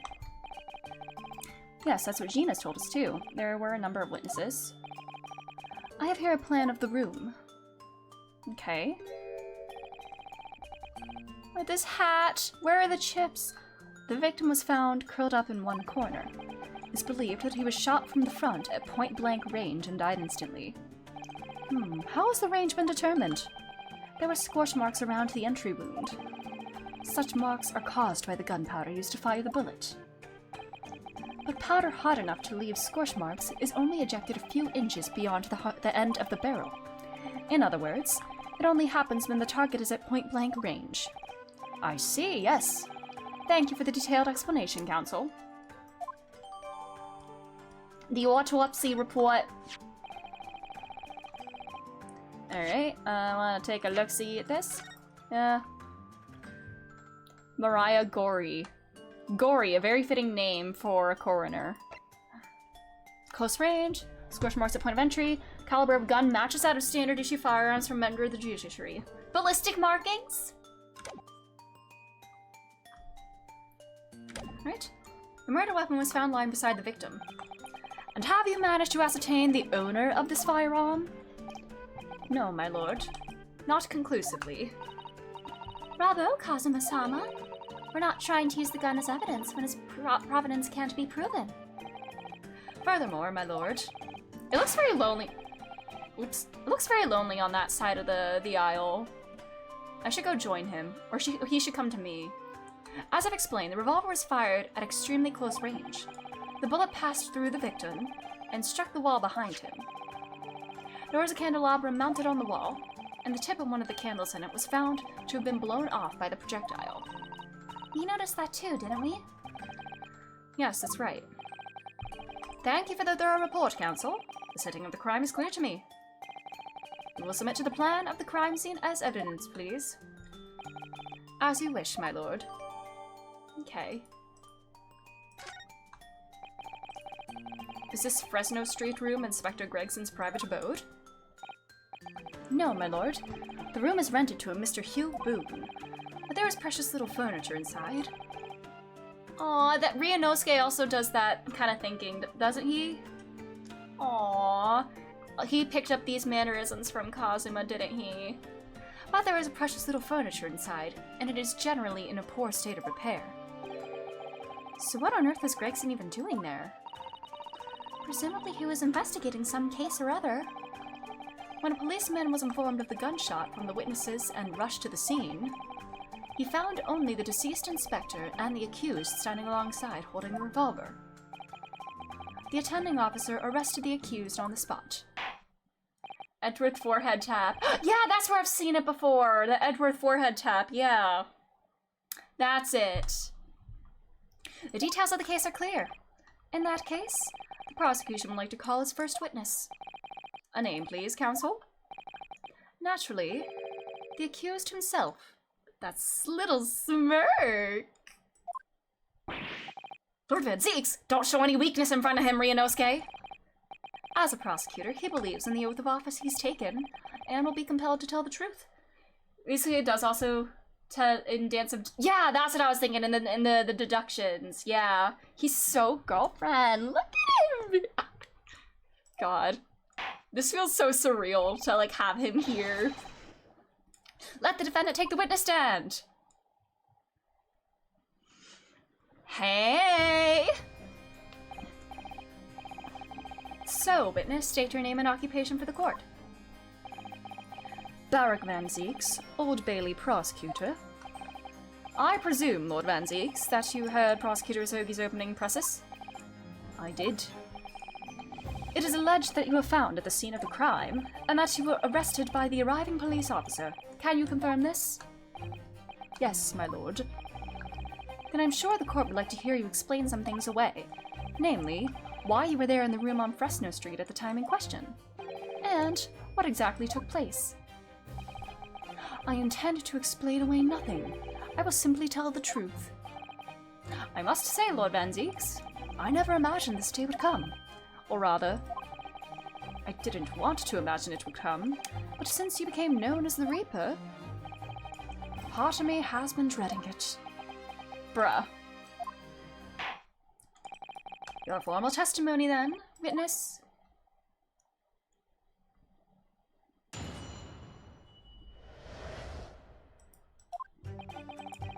I was investigating Gregson, and my inquiries had led me to that address. When I first entered the room that day, it was dark inside and I saw no one. A moment later, I heard the gunshot. I spun around and saw the revolver on the floor. Just as I picked up the firearm to examine it, the door flew open and I heard a man scream. It was only then that the body of Inspector Gregson appeared before me. Appeared before you? Was it dark or something? That testimony was the whole truth? It was. So, you heard a shot being fired in a room with no living occupants, and moments later, a corpse somehow appeared before your eyes. Is that it? You're right. You haven't explained away anything. In fact, that would barely qualify as an excuse. Look at him being sassy. Look at him being a little bitchy. I thought you were my mute apprentice. Yet it turns out, you have a way with words. Prosecutor Sogi. Bitch boy. It would appear to be a singular tale indeed. Singular isn't the word. It's laughable. What's gone into Kazuma? He's not behaving like himself at all. This is what happens when you come back from the dead, Ryunosuke. You become all bitchy like that.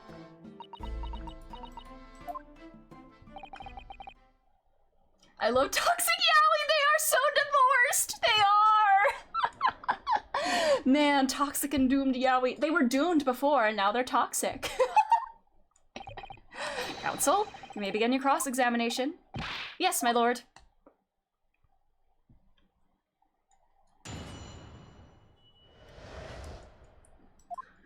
Alrighty.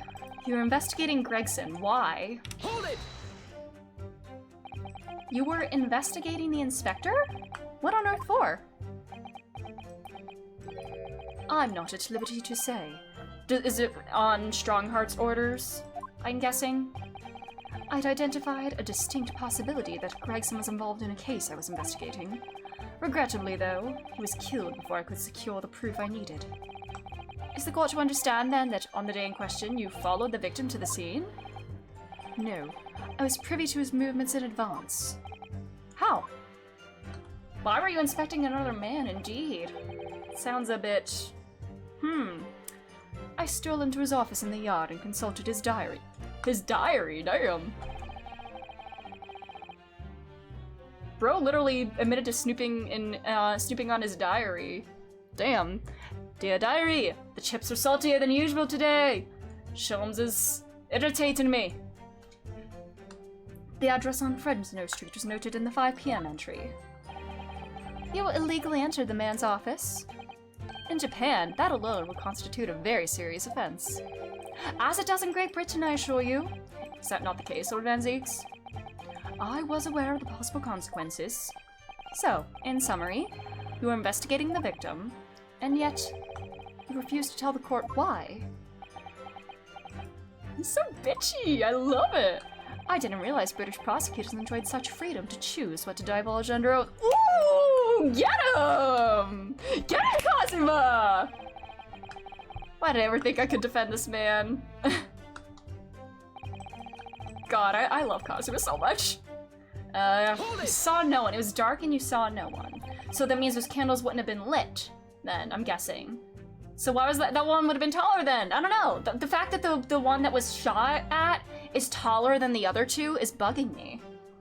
Had you ever been to that address before? No, never. I only learned of the place as a result of my investigations into Gregson's activities. There was no light inside when I entered, so it is all but impossible to make out anything. But at 5 p.m., the sun would only have just gone down. It would have still been reasonably light outside. The room has a window, but it was boarded shut. Very little light found its way into the room from outside, so it was extremely murky inside. I wouldn't have noticed if the victim was already lying on the floor. There is no artificial light in the room, you say? You're quite sure? I'm quite sure that the part of the room where the body was found was very dark. I have a feeling there was a small oil lamp burning on the desk, though I couldn't say for certain. I mean, we did see a lamp. Look, Mr. Naruhodo. There is a small desk in the room just here. Yes, I remember, and there was an oil lamp on it, as well as the framed photograph.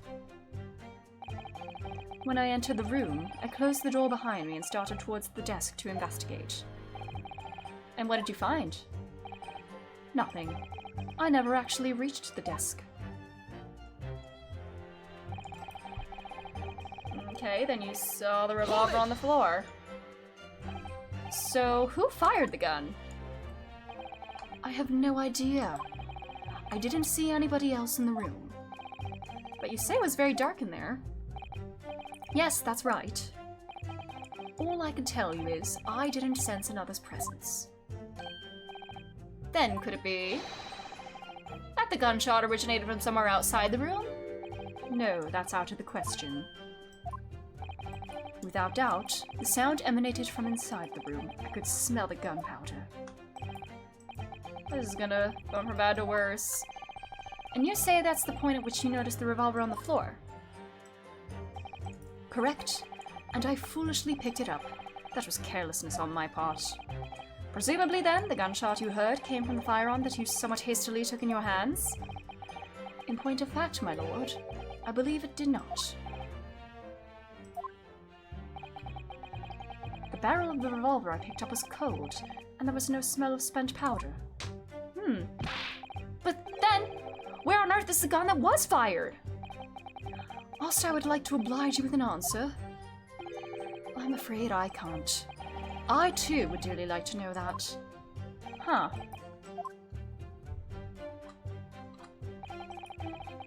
So you picked it up and then the door would open and then you heard a yeah! A man, you say?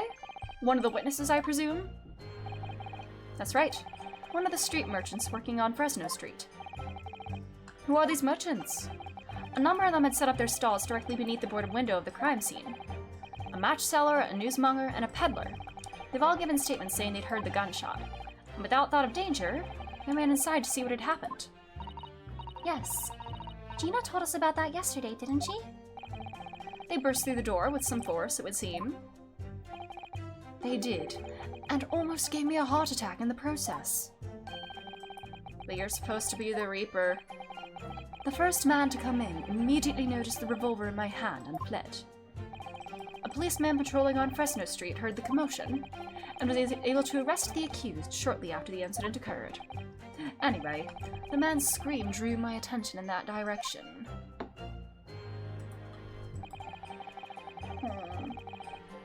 Hold it! What do you mean by that? In what way did the body appear? I honestly can't explain it, but it's the truth. As far as I was concerned, the body hadn't been there until that point, and then suddenly, there it was. Did you perhaps hear the sound of the victim falling to the ground just beforehand? Well, if it was dark, maybe the body was there before he even arrived. But he heard the gunshot though, then. At that moment, what I heard was the sound of the door flying open and the scream of the man who came inside first. Nothing more.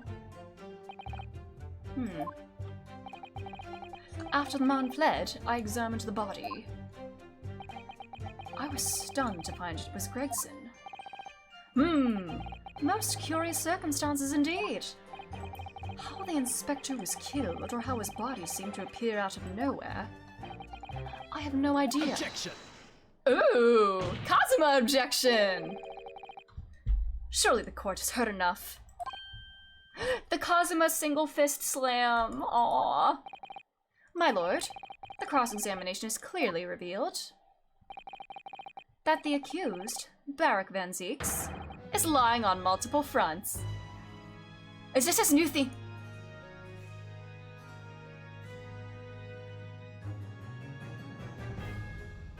I heard part of his leitmotif mixed with the Reaper harpsichord. A prosecutor reborn.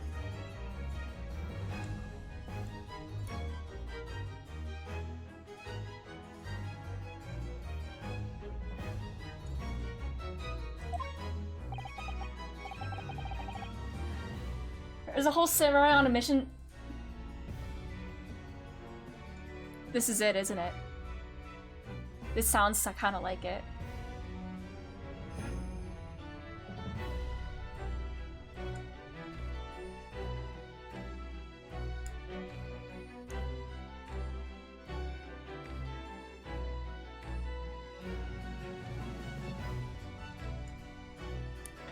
What did he become?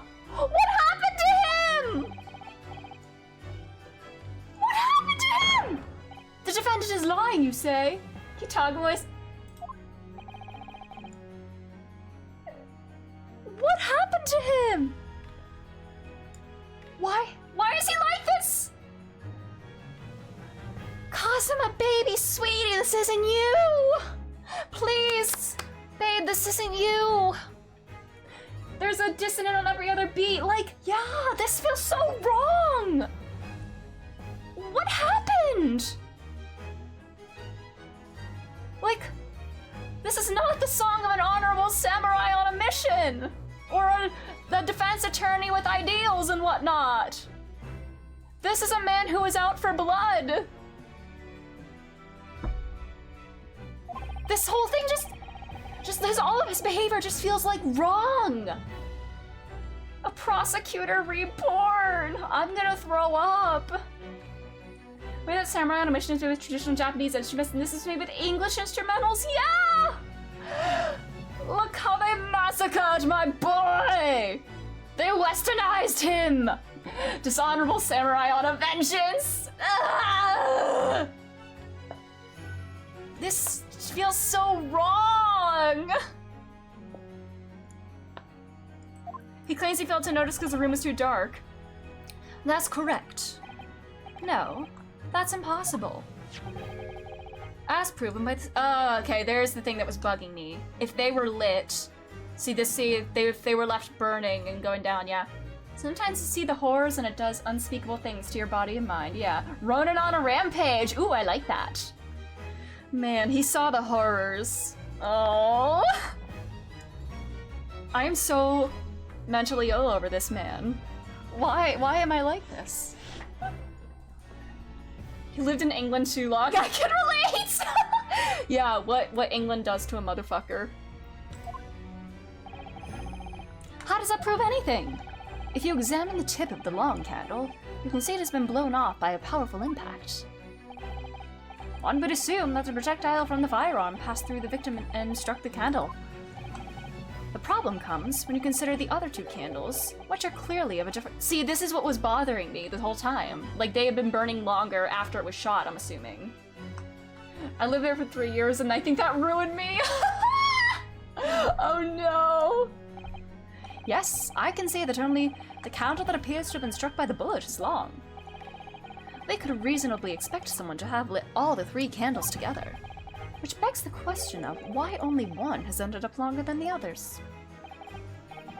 That must be because that particular candle was extinguished when the others were still burning by the pew. That's right. When the candle was hit by the bullet, it obviously went out, but the other 2 candles would still have been burning. So the fact is, that slam. The victim's body would have been illuminated by the light still thrown by the candelabrum. And the accused's claim that he couldn't see the body clearly contradicts those facts. And now, to the next lie. There's more? He got exposed to Tory bullshit. No! Kazuma, no! The accused also claims never to have visited the scene of the crime before. Yeah, you go on your rampage. Yeah, he's... I have his JoJo pose, the way he's going like that, and then the... Look at it! Oh, Barak, your son Barak with with that, sorry. I misread that. I was thinking about Kazuma, and then he did the Joseph Joestar. No, this is the Jonathan pose. That's the truth. Oh my god, wait, this is actually like this takes place like a decade or 2 after Phantom Blood, right? And Phantom Blood was in England too. Is he one of Dio's spawn? Because he's a vampire? In that almost empty room, the police discovered something very unusual. Kazuma's reading him for Philip. This is 1899. Ooh. So it would have been like 10 or 20 years after Phantom Blood, I believe. Somewhere around there. A board covered from top to bottom in police documents and newspaper cuttings. Yes, that's right. We saw it too. It goes without saying that the contents of the police documents cannot be divulged. However, they included a number of reports from various historical cases, the oldest of which was from 10 years ago. This is starting to sound familiar. And there is a common thread linking all of the documents on that board. Is it a red thread and Barak's gonna go, ah! He's gonna do the Always Sunny thing with it? 1880 or so, around 2 decades. Okay, interesting. Alrighty. What is this common thread, Counsel? They all relate to cases prosecuted in court by Barak Van Zieks.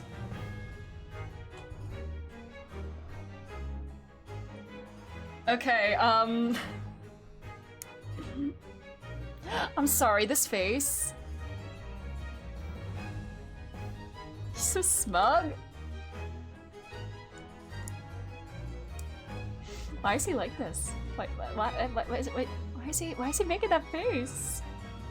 I mean, prosecutors have to be smug bitches, and he has to, and yeah, but... God, why is he so kissable? I want her. Me too. Someone must have been trying to frame someone must have been trying to lure Van Zieks here and frame him. All of them? And furthermore, all those cases are ones in which the defendant was acquitted. Good lord! Interestingly, none of those defendants are alive today, because all of them have been sent to their graves by the Reaper. Oh no! In short, that dingy little room is the Reaper's secret hideout and his base of operations. The the Reaper's hideout? Wait, did stream die again? I didn't see any frames drop just now. Is stream dying for anybody else? I'm so sorry if it is. It seems like it's fine on my end. I'm so sorry, I don't know what happened. It did for half a second. Uh-oh, that's weird. That is quite odd. Sorry about that. I don't know why it's doing this tonight. Why tonight of all nights when my baby girl is here? Why tonight when Miss Baby Girl is here? And yet the Reaper, who would claim to have never been to his own secret hideout? No one would believe that. No, the truth is, we've been looking at this backwards. Backwards? Explain, Counsel! Inspector Gregson was investigating the identity of the Reaper. When he discovered the location of the man's secret hideout, he was killed. As I'm sure everyone can imagine, by the Reaper's hand. So that seems... Oh no, he died. Now you know how I felt that whole time. Stream can't handle his raw power, yeah. Man. Jeez. So, I mean, it seems possible this could be where the Reaper operates from, but that doesn't mean the Reaper is Van Zeek's. And, you know, this stream's being weird or whatever, I feel like this might be a good point to... We just had this. I think we'll pause there since it's been up 4 hours and I am getting hungry. So I think we'll end it there for today. We'll pick up with this tomorrow. Oh my god, baby girl. God, I love Kazuma.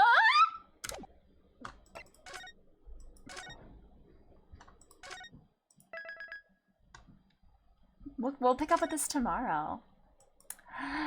And yeah, we will witness more little courtroom bickering with this I don't know who he is anymore. Why is he so aggressive? Why is he so like blunt and everything? I mean, he was not that he was, I mean, he was yeah.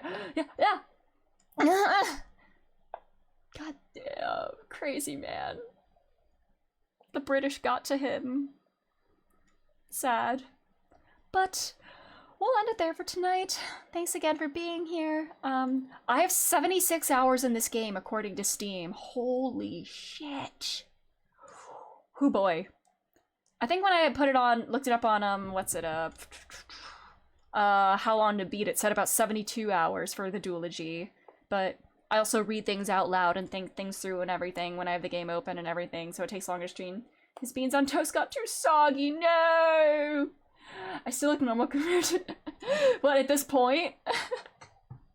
But that's all. We'll pick it up same time tomorrow, 6 p.m. Eastern. Oops, I hit my mic. Eastern Standard Time. I will be thinking a lot about Kazuma in the next 24 hours because, good lord, what happened to him? This isn't him. I have like 280. Oh, for hours! Ah, I see. Over 200? And for what? How many playthroughs have you done, though? Have you played through the game multiple times? Because for a first playthrough, I'm at 76 hours. So many? Okay. Alrighty.